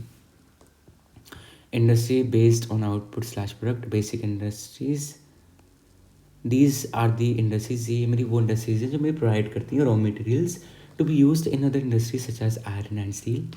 Consume goods and consumer goods industries जो यार मेरे कंज्यूमेबल गुड्स को प्रोड्यूस करते हैं, वो हो गई मेरी कंज्यूमर गुड्स इंडस्ट्रीज।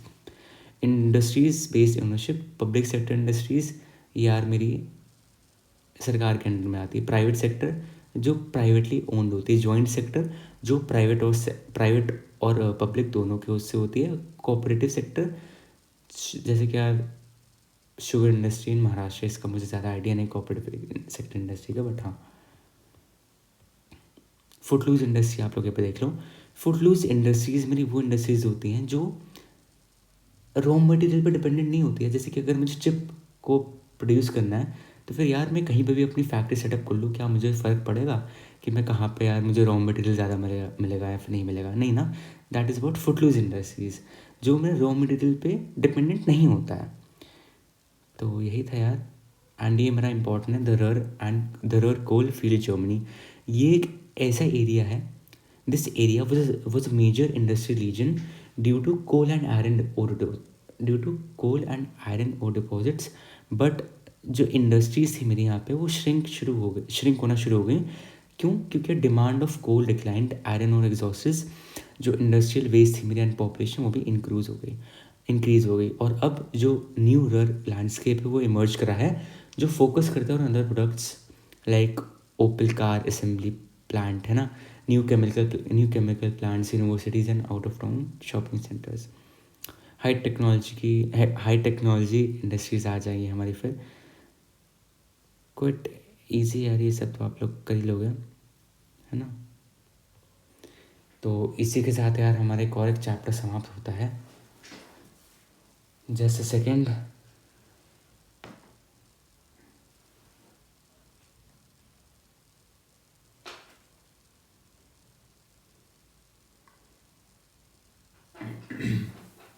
चलो नेक्स्ट वन इज़ मेरी क्या,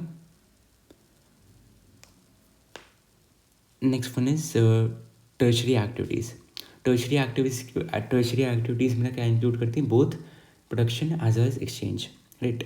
जो प्रोडक्शन होती है हमारी वो इन्वॉल्व करती है the provisions of services that are consumed, output is directly, क्या भाई ये इनका टाइपो इतना हो जाता है ना, मैं क्या ही बोलूँ अब, आगे बढ़ते हैं, छोड़ो इसको। ये आ सकता है, देखो आपको इम्पोर्टेंट मैं आपको करवा देता हूँ। The main difference between secondary activities and tertiary activities. The export is provided by services relies more heavily on specialized skills, experience, and knowledge of the workers rather than on the production techniques and machinery and factory processes. देखो, tertiary sector की अगर मैं बात करूँ, tertiary sector में क्या होता है कि यार फॉर एग्जांपल आपके पेरेंट्स भी किसी एक ऐसे सेक्टर में काम करते होंगे, या तो आपके पेरेंट्स प्राइमरी में काम करते होंगे, या तो सेकेंडरी में, या तो टर्शरी में। टर्शरी सेक्टर यार एक मेन सेक्टर है मेरा जो काफ़ी ज़्यादा तेज़ी से बढ़ रहा है। टर्शरी सेक्टर में यार सर्विस सेक्टर ही कह लो आप इसको। सर्विस सेक्टर यानी कि यार मैं आपको सर्विस प्रोवाइड कर रहा हूँ एंड उसके बदले में मैं आपसे कुछ फ़ीस ले रहा हूँ। फॉर एग्ज़ाम्पल आपके पेरेंट्स जॉब करते होंगे, वो अपनी सर्विसेज को प्रोवाइड करने के बदले में सैलरी कंज्यूम करते हैं, है ना। डॉक्टर्स हो गया, डॉक्टर्स क्या करते हैं, डॉक्टर्स अपनी सर्विसेज प्रोवाइड करते हैं एंड उसकी कुछ फ़ीस लेते हैं। That is what tertiary sector. Types of tertiary sectors हमारे कौन कौन से आ गए, ये एक आई एम प्रीटी श्योर आपके में भी होगा पूरा एक क्या कहते हैं डायग्राम, इंपॉर्टेंट है, कर लेना अच्छे से। ट्रेड एंड कॉमर्स, देखो सबसे पहले ट्रेड एंड कॉमर्स क्या है हमारा। ट्रेड एंड कॉमर्स यार जैसे कि आप लोग मीशो से सामान मंगवाते हो, जेप्टो से सामान मंगवाते हो, that is what trade and commerce only. It is essentially buying and selling of items produced elsewhere, right. For example OLX पे आप लोग क्या करते हो, अपने आइटम्स को सेल करते हो, या तो आप कुछ आइटम खरीद भी सकते हो। सो दैट इज़ व्हाट अपना trade and commerce. Rural marketing centres, ये हमारे कॉसी अर्बन सेंटर्स होते हैं जो मेरे कैटर करते हैं लोकल नीड्स एंड एरियाज़ को, है ना। Most of these have mandis या फिर आपके लिए wholesale markets and retail markets. Urban marketing centres क्या हो गया, अर्बन मार्केटिंग सेंटर्स हो गए हमारे। These markets sell ordinary as well as specialise goods and services. Example हो गए हमारे markets for labour, housing, semi or finished products, services of educational institutions and professions like teachers, doctors, lawyers also develop. Then है हमारा retail trading. इस type की trading में यार जो मेरे गुड्स होते हैं मेरे, वो डायरेक्टली सोल्ड कर दिए जाते हैं कंज्यूमर्स को। मिडिल में नहीं होता है, सीधा ट्रेडिंग हो जाती है किससे, प्रोड्यूसर टू कंज्यूमर में, राइट। होलसेल ट्रेडिंग, यहाँ पे जो बल्क बाइंग होती है मेरी, वो मेरी डायरेक्टली हो जाती है between the producer as well as the consumer, है ना। कोई मिडिल में नहीं होता है, कोई बीच का बिच्छू नहीं होता है, कोई बीच का पैसा नहीं खाता है। ट्रांसपोर्ट एक मेरी टर्शरी एक्टिविटी है जिसमें जो पीपल हैं मेरे, है ना, पीपल हो गए, लोग हो गए, मटेरियल्स हो गए एंड जो मैन्युफैक्चर्ड गुड्स हो गए, वो फिजिकली कैरिड आउट होते हैं, उनको फिजिकली कैरी करा जाता है एक जगह से दूसरी जगह तक, correct. While selecting the mode of transport, distance, time and costs are seen. जो मेरे डिस्टेंस है उसको हम मेजर करते हैं एज किलोमीटर में, है ना। Time taken to travel a particular route as time distance, expense of travelling on a route as cost distance, है ना। फैक्टर्स क्या क्या है मेरे जो इफेक्ट करते हैं ट्रांसपोर्ट को। पहले हमें डिमांड, जहाँ पे मेरा डिमांड होगा वहीं पे तो यार मैं अपने गुड्स एंड सर्विसेज को बेचना चाहूँगा। जहाँ पे डिमांड ही नहीं होगी वहाँ पे मैं बेच के भी क्या कर पाऊँगा, है ना, लॉस में जाऊँगा। रूट यार कि बाय रोड मेरी कनेक्टिविटी कैसी है ना। बाय रोड कह लो, बाय ट्रेन कह लो, बाय फ्लाइट कह लो, बाय एयर ट्रांसपोर्ट कह लो, है ना। रूट कैसा है मेरा।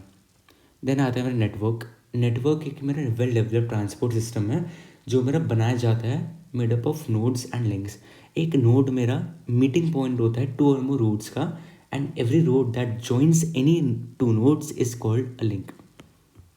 कम्युनिकेशन क्या है मेरा, कम्युनिकेशन एक ऐसी सर्विस है जो मेरी इन्वॉल्व करती है ट्रांसमिशन ऑफ वर्ड्स का, है ना, मैसेजेस हो गए, फैक्ट्स हो गए एंड आइडियाज़ एज वेल। जो मेरी डेवलपमेंट होती है यार ट्रांसपोर्ट की फैसिलिटेट करी जाती है थ्रू कम्युनिकेशन। क्यों, क्योंकि जो मेरे मैसेजेस होते हैं वो कैरिड आउट करे जाते हैं by hand, animals, boat, road, rail and air. But जो हमारी न्यू टेक्नोलॉजी है उसने हमारी कम्युनिकेशन को इंडिपेंडेंट ऑफ ट्रांसपोर्ट बना दिया है, such as mobiles, telephony and satellites. Telecommunication, the development of modern technology has revolutionized communication and has become direct and instantaneous. Example, telegraph हो गया, Morse code हो गया, and telex in last century and now satellites. Mobiles हो गया, telephonies etcetera are use. Mass media communication, mass media communication का मतलब ही होता है यार through which messages could be sent to vast audiences around the world are called mass media. Example road हो गया, टेलीविजन हो गया, newspaper etcetera. Right, the internet has revolutionised the global communication. Services, services यार तीन तरह की आपकी services है, लॉट ऑफ सर्विसेज। जैसे क्या ग्रोसरी शॉप्स में जो लोग काम करते हैं ना, लॉन्ड्रीज में जो लोग काम करते हैं। डोमेस्टिक सर्विसेज जैसे यार आपकी कुक्स आती हैं, आपकी मेड्स आती हैं। हाई ऑर्डर सर्विसेज जो आपके पेरेंट्स करते हैं, है ना यार। हेल्थ केयर सिस्टम हो गया, एजुकेशन डिपार्टमेंट हो गया ना, fire fighting departments and etcetera, government as well. People engage in tertiary activities, ठीक है। पहले क्या था, जो नंबर ऑफ़ पीपल थे हमारे वो एम्प्लॉयड ज़्यादा थे in the primary and secondary sector, as the sectors provided more jobs. But अब क्योंकि फॉरेन इन्वेस्टमेंट इंडिया में आने लगा है, तो फिर क्या हो गया अब यार, अब मेरे टर्शरी सेक्टर में भी काफ़ी ज़्यादा बढ़ गया है इन्वॉल्वमेंट, है ना, बेसिकली एम्प्लॉयमेंट। टूरिज़्म हो गया मेरा, tourist regions, tourism can be seasonal और throughout the year, like warm place around the Mediterranean coasts, west coast of India during winters, mountains in summers, or winter sports regions found mainly in mountainous regions। ठीक है, tourist regions क्या होते हैं हमारे, tourism के basis पे मेरा क्या होता है, बेसिकली यार क्या नाम दूँ मैं इसको, टूरिज़्म के हेल्प से आपका ट्रांसपोर्टेशन होता है बेसिकली।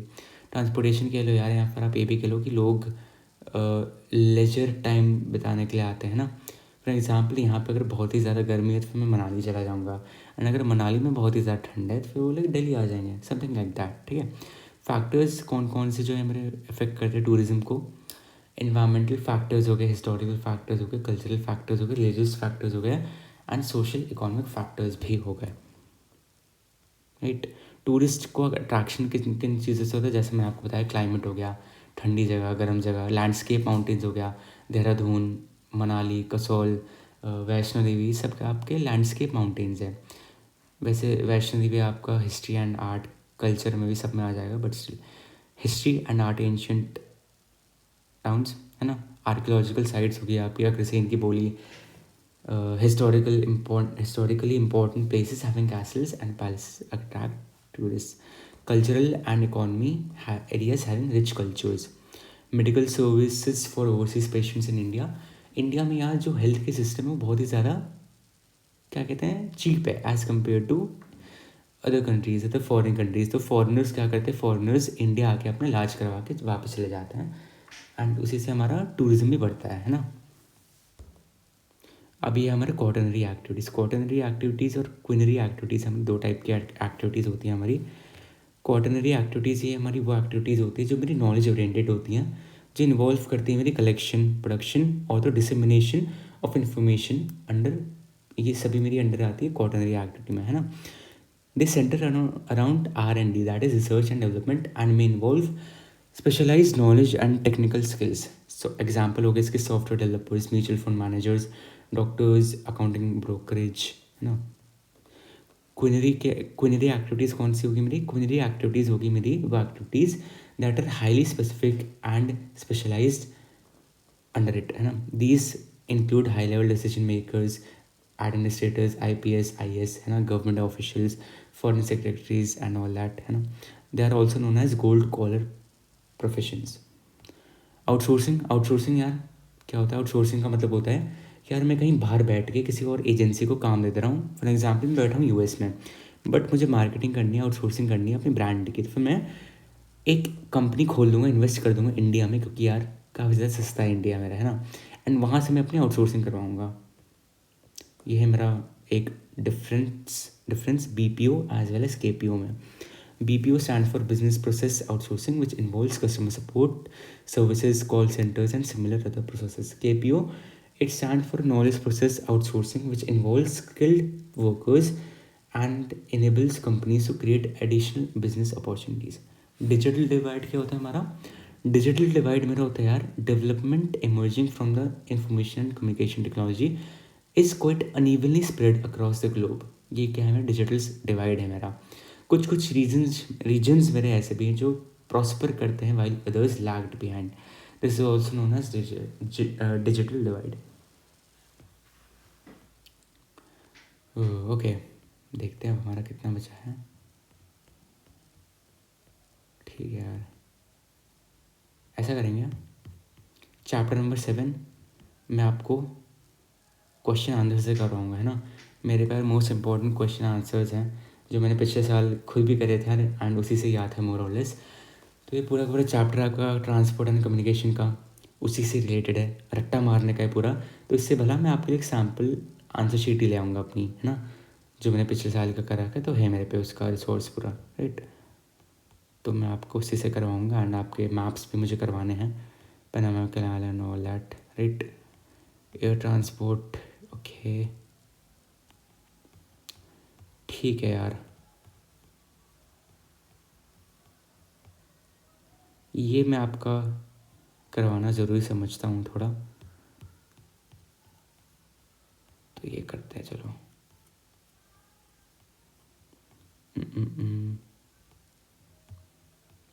Just a second. हाँ, अगला है मेरा इंटरनेशनल ट्रेड। इंटरनेशनल ट्रेड क्या है, मेरा एक हिस्ट्री है हमारी इंटरनेशनल ट्रेड की। क्या यार, एंशियंट टाइम्स में जो हमारा ट्रेड था ना, वो रिस्ट्रिक्टेड था हमारे लोकल मार्केट्स तक ही। क्यों? क्योंकि यार उतनी टेक्नोलॉजी नहीं थी, है ना, व्हील्स का हुआ नहीं था यार उस टाइम पे। एनिमल्स का भी उतना जाना सेफ माने जाता था एनिमल्स के थ्रू। क्यों? क्योंकि यार चोरी हो जाती थी यार, लोगों को मार दिया जाता था, राइट। देन धीरे धीरे करके हमारा डिस्टेंस ट्रेड भी डेवलप हुआ, जिसकी खातिर आया हमारा सिल्क रूट। सिल्क रूट नाम ही सिल्क याद, फिर इसमें ओरिजिनली मेरा सिल्क का ही ट्रांसपोर्टेशन होता था। हाई हाई एंड सिल्क जो था मेरा, वो प्रोड्यूस करा जाता था एंड उसको हम लोग ट्रांसपोर्ट किया जाता था बेसिकली, राइट। एक हमारा 6,000 किलोमीटर लॉन्ग एक रूट था हमारा, जो मेरा कनेक्ट करता था रोम टू चाइना के लिए, है ना। और तो जितने भी हमारे जो ट्रेडर्स थे वो ट्रांसपोर्ट करते थे यहाँ पे चाइनीज सिल्क और तो रोमन वूल, है ना। मेटल्स भी हो गए और भी काफ़ी सारी चीज़ें होती थी इसी रूट के थ्रू, राइट। आगे चल के इसी रूट को काफ़ी अलग अलग बेसिकली लोगों ने डिस्कवर भी कर लिया था, राइट। फिर इसी के साथ ही यार मेरा स्लेव ट्रेड का भी इमरजेंस हुआ था। क्यों इमरजेंस हुआ था इसका? क्योंकि यार क्या होता था ना, कॉलोनाइज हो जाते थे लोग बेसिकली। जैसे ईस्ट इंडिया कंपनी ने, है ना, हमें क्या किया था, कॉलोनाइज कर लिया था। क्या कर दिया था, हमें अपने अंडर कर दिया था इंडिया को, क्योंकि इंडिया पहले एक सोने की चिड़िया कहलाई जाती थी, बट सून आफ्टर पूरा कंगाल करके छोड़ दिया था यार इन लोगों ने, है ना, ब्रिटिशर्स ने। तो हमें कॉलोनाइज कर दिया गया था एंड सिमिलरली अलग अलग जगह को अलग अलग डोमिनेंट जगह डोमिनेंट नेशंस ने कॉलोनाइज कर दिया था। जैसे जैसे कि पोर्चुगीज़ हो गए, डच हो गए, स्पेनियार्ड्स हो गए एंड ब्रिटिशर्स हो गए, है ना। तो क्या हुआ था यार, अफ्रीकन जो हमारे जो स्टेट्स है, अफ्रीकन नेशंस थे, उनको भी कॉलोनाइज कर दिया गया था। एंड जो अफ्रीकन लोग होते हैं उनकी बिल्ड आप सभी को ही पता है यार, काफ़ी ज़्यादा स्ट्रॉन्ग होती है। तो फिर कॉलोनाइजर्स ने क्या कहा कि हम इसका फ़ायदा क्यों ना उठाएं। एंड क्योंकि वास्को डिगामा ने क्या किया था, डिस्कवर कर लिया था किसको, यूनाइटेड स्टेट्स ऑफ अमेरिका को। तो वास्को डिगामा ने क्योंकि डिस्कवर कर लिया था, तो फिर डेवलपमेंट करनी थी, है ना, आगे बढ़ाना था उस पर्टिकुलर लैंड को आगे, है ना। तो क्या हुआ कि इन्होंने स्लेव ट्रेड चालू कर दिया। ये लोग स्लेव्स लाते थे अफ्रीका से और तो और बेचते थे अलग अलग जगहों पे, अलग अलग जगहों पे इनको भेज दिया करते थे, ताकि यार फिर वहाँ पे वो काम कर सकें, है ना। International trade is result of specialisation in production and division of labour. ये हमारा बेस्ड है पूरा on the principle of comparative advantage, जो हमारा म्यूचुअली बेनिफिशियल होता है टू ट्रेडिंग पार्टनर्स। तो यार जब भी हम लोग इंटरनेशनल ट्रेड की बात करेंगे, इंटरनेशनल ट्रेड मेरा कभी भी एक पार्टी के बीच में नहीं होता है, हमेशा दो पार्टीज़ के बीच में हमारा ट्रेड होता है and that should be mutually beneficial. Mutually beneficial का क्या मतलब है, यानी कि यार मुझे तो फ़ायदा हो ही हो बट आपको भी इक्वली फ़ायदा हो, that is what, that is mutually beneficial. तो ये कहलाता है हमारा international trade, right. Basis of international trade मेरे कौन कौन से, मैंने आपको वैसे सिंगल चैप्टर बहुत ही अच्छे से पढ़ाया था, तो आप लोगों को अगर वो भी देखना हो तो प्लीज़ देख लेना आप लोग, right. Basis of international trade मेरे क्या क्या है, बेसिस ऑफ इंटरनेशनल ट्रेड है मेरे difference in national resources, quite obvious यार, नेशनल रिसोर्सेज काफ़ी अलग अलग बटे हुए हैं मेरे, राइट। इंडिया में नेशनल रिसोर्सेज अलग हैं, अफ्रीका में अलग हैं, यूएस में अलग हैं, ब्रिटेन में अलग हैं, राइट। जियोलॉजिकल स्ट्रक्चर्स हो गया इसका यार, मतलब यार माउंटेनियस रीजन्स हो गए ना, लो लैंड्स हो गए दैट सपोर्ट एग्रीकल्चर, टूरिज्म हो गए एंड अदर एक्टिविटीज़ हो गया हमारा। देन मिनरल रिसोर्सेज हो गई, अलग अलग जगहों पे अलग अलग मिनरल रिसोर्सेज आपको पाए जाते हैं ना। But technology also plays quite an important role, क्योंकि जब तक आपके पास टेक्नोलॉजी नहीं होगी तब तक आप लोग अपने मिनरल रिसोर्सेज को एक्सट्रैक्ट बिल्कुल नहीं कर पाओगे, right. The regions rich in minerals will support industrial development that leads to trade. Climate आ गया फिर हमारा, climate it influences the type of flora and fauna that is found in a reason.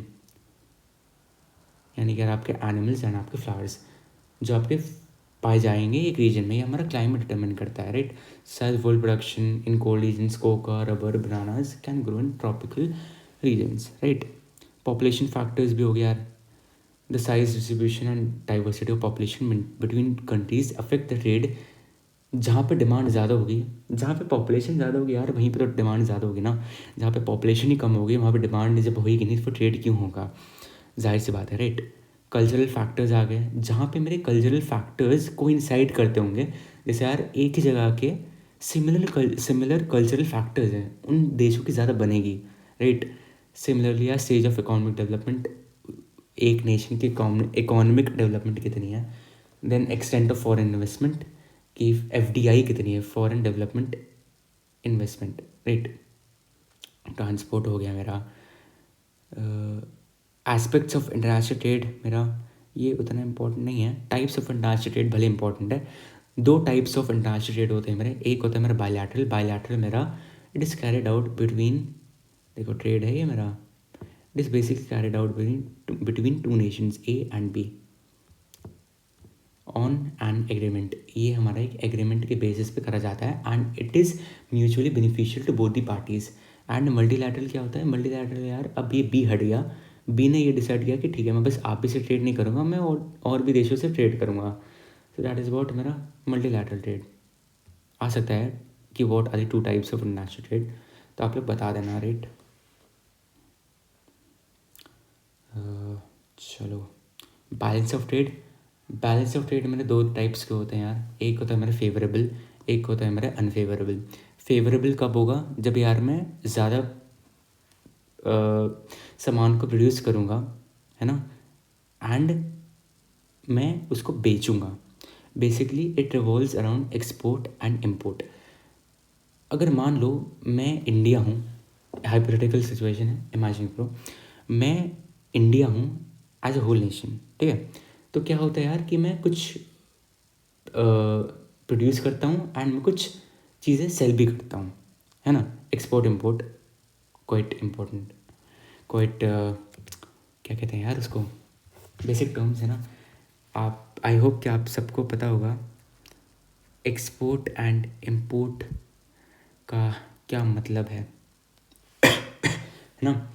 Import इम से याद रख लेना या फिर इन से याद रख लेना, इम्पोर्ट यानी कि खरीदना, एक्सपोर्ट एग्जिट यानी कि चीज़ों को बेचना, राइट। तो यार मैं एक्सपोर्ट एंड इम्पोर्ट करता हूँ, राइट। तो मैंने क्या किया, मैंने बेचा ज़्यादा और ख़रीदा कम, तो फिर मेरा फेवरेबल बैलेंस ऑफ ट्रेड है, राइट। मैंने क्या किया, मैंने ख़रीदा कम पर बेचा ज़्यादा, मेरा प्रॉफिट ज़्यादा हो रहा है भाई, है ना। तो that is what favourable balance of trade. And unfavourable कब होगा आपका, जब आप ज़्यादा खरीदोगे और बेचोगे कम, तो ऑफकोर्स यार आप तो लॉस में जाओगे ना, जाहिर सी बात है। Then case for free trade, free trade या फिर ट्रेड लिबरलाइजेशन एक ऐसा एक्ट है which is the act of opening up of economy so that more trade takes place. This is done by bringing down trade barriers like tariffs, है ना। But जो हमारा जो ट्रेड लिबरलाइजेशन है वो हमारा कॉज करता है competition and can cause dumping. Dumping क्या है मेरा, dumping is the selling of a commodity in two countries at a price that differs for reasons not related to cost. Countries need to be cautious about dumped goods. जो यार आप लोग सरोजनी से कपड़े लेते हो वो क्या है, आपके डम्प्ड गुड्स ही हैं, वो और कुछ नहीं है, राइट। आगे बढ़ते हैं हम लोग अपना WTO पे, that is World Trade Organization. General Agreement for Tariffs and Trade, GATT GATT ये मेरा पुराना नाम था WTO का, जिसको फॉर्म किया गया था 1948 ताकि ये वर्ल्ड में फ्री मतलब या टैक्स फ्री कर पाए ट्रेड हमारा, है ना। और फिर आगे चल के इसको 1 जनवरी को 1995 में GATT को हमारा ट्रांसफॉर्म कर दिया था इनटू वर्ल्ड ट्रेड ऑर्गेनाइजेशन, ताकि एक सेटअप कर पाए institution for the promotion of free trade and fair trade amongst different countries of the world. Then हमारा जो यार WTO है, वर्ल्ड ट्रेड ऑर्गेनाइजेशन, इसने हमें सेट करे थे अलग अलग rules for the global trading system. Similar rules थे बट स्टिल रूल्स सेटअप कर दिए थे। इसका जो हेडक्वार्टर्स है हमारा एक्सट्रीमली इंपॉर्टेंट, लोकेटेड है हमारा जिनीवा स्विट्जरलैंड में, and 164 countries are its member states, है ना। Next one is however WTO को क्रिटिसाइज भी किया गया है यार, क्यों? क्योंकि जो मेन फंडिंग आती है WTO की वो आती है यार US के थ्रू। तो फिर ऐसा माना जाता है यार कि वो काफ़ी ज़्यादा बायस्ड है टूवर्ड्स US, है ना। US को ज़्यादा फेवर करता है as compare to other nations when it comes to tariffs. अब आप लोग समझ पा रहे होगे कि टैरिफ्स का क्या खेल है, कि ट्रम्प ने इतने टैरिफ्स बढ़ा तो दिया, बट WTO में एक भी बार में बीच में क्यों नहीं आया? तो इसलिए नहीं आया यार, है ना। देन ये हमारे कुछ रीजनल ट्रेड ब्लॉक्स हैं, इसमें पिक्सल्स की तो बैंड बज गया, बट आप लोग इसको करके जाना। मैं एक नेक्स्ट लेक्चर में इसकी एक फ़ोटो ले आऊँगा, है ना। देर आर डेवलप्ड, ठीक है, ये हमारे RTB हैं, रीजनल ट्रेड ब्लॉक्स। इनको डेवलप करा गया है as response the failure of global organisations. इन्होंने क्या किया यार, अलग अलग ब्लॉक्स बना लिए कि ठीक है हम लोग एक साथ आ जाते हैं एंड हम लोग अब साथ में ही ट्रेड करेंगे। सो that is what regional trade blocks, ताकि म्यूचुअली बेनिफिशियल हो सारी कंट्रीज़ के। एंड ट्रेड ब्लॉक्स में यार एक कंट्री नहीं आती है, बल्कि अलग अलग टाइप्स के कंट्रीज आ जाती हैं। बेसिकली उनका इंटरेस्ट सेम होता है, राइट, कि यार ठीक है आप भी ऑयल प्रोड्यूसर हो, मैं भी ऑयल प्रोड्यूसर हूँ, तो चलो साथ मिलकर ट्रेड करते हैं, एक ब्लॉक बना लेते हैं, right. And 50 that generates 52% of the world trade. Regional trade blocks हमारे 52% ऑफ द वर्ल्ड्स ट्रेड को बेसिकली बढ़ावा देते हैं। तो यार बस इतना ही था इसमें। बाकी जो टाइप्स ऑफ पोर्ट्स हैं वो मैं आपको अगले लेक्चर में करवाऊँगा, क्योंकि मेरे भी गले में थोड़ा सा दर्द सा हो रहा है अब। तो बस यार आज के लिए इतना ही। मज़ा आया हो तो please do like share and subscribe to the channel, है ना। एंड अच्छा लगा तो यार कमेंट सेक्शन में कुछ अच्छा भी ज़रूर लिखना आप लोग, प्लीज़। मोटिवेशन मिलती है एंड अच्छा भी लगता है कि ठीक है यार बच्चों को समझ में आ रहा है, तो कंटिन्यू करना चाहिए सब, राइट। तो that's it for today guys. मिलेंगे हम लोग अपने नेक्स्ट लेक्चर में। अगले लेक्चर में मैं आप लोगों को करा दूंगा आप लोगों की पूरी book number 2। And next lecture में हम लोग इसके अगले से अगले लेक्चर में मैं आपके लिए मोस्ट इंपॉर्टेंट क्वेश्चंस लाऊंगा, जिसमें आपके चैप्टर 7 एंड आपके चैप्टर 8 पूरा का पूरा A to Z कवर हो जाने वाला है, right. So don't worry about that. So that's it. मिलते हैं अपने अब अगले लेक्चर में यार, तब तक ले टाटा बाय बाय। मिलते हैं अब अपने नेक्स्ट लेक्चर में।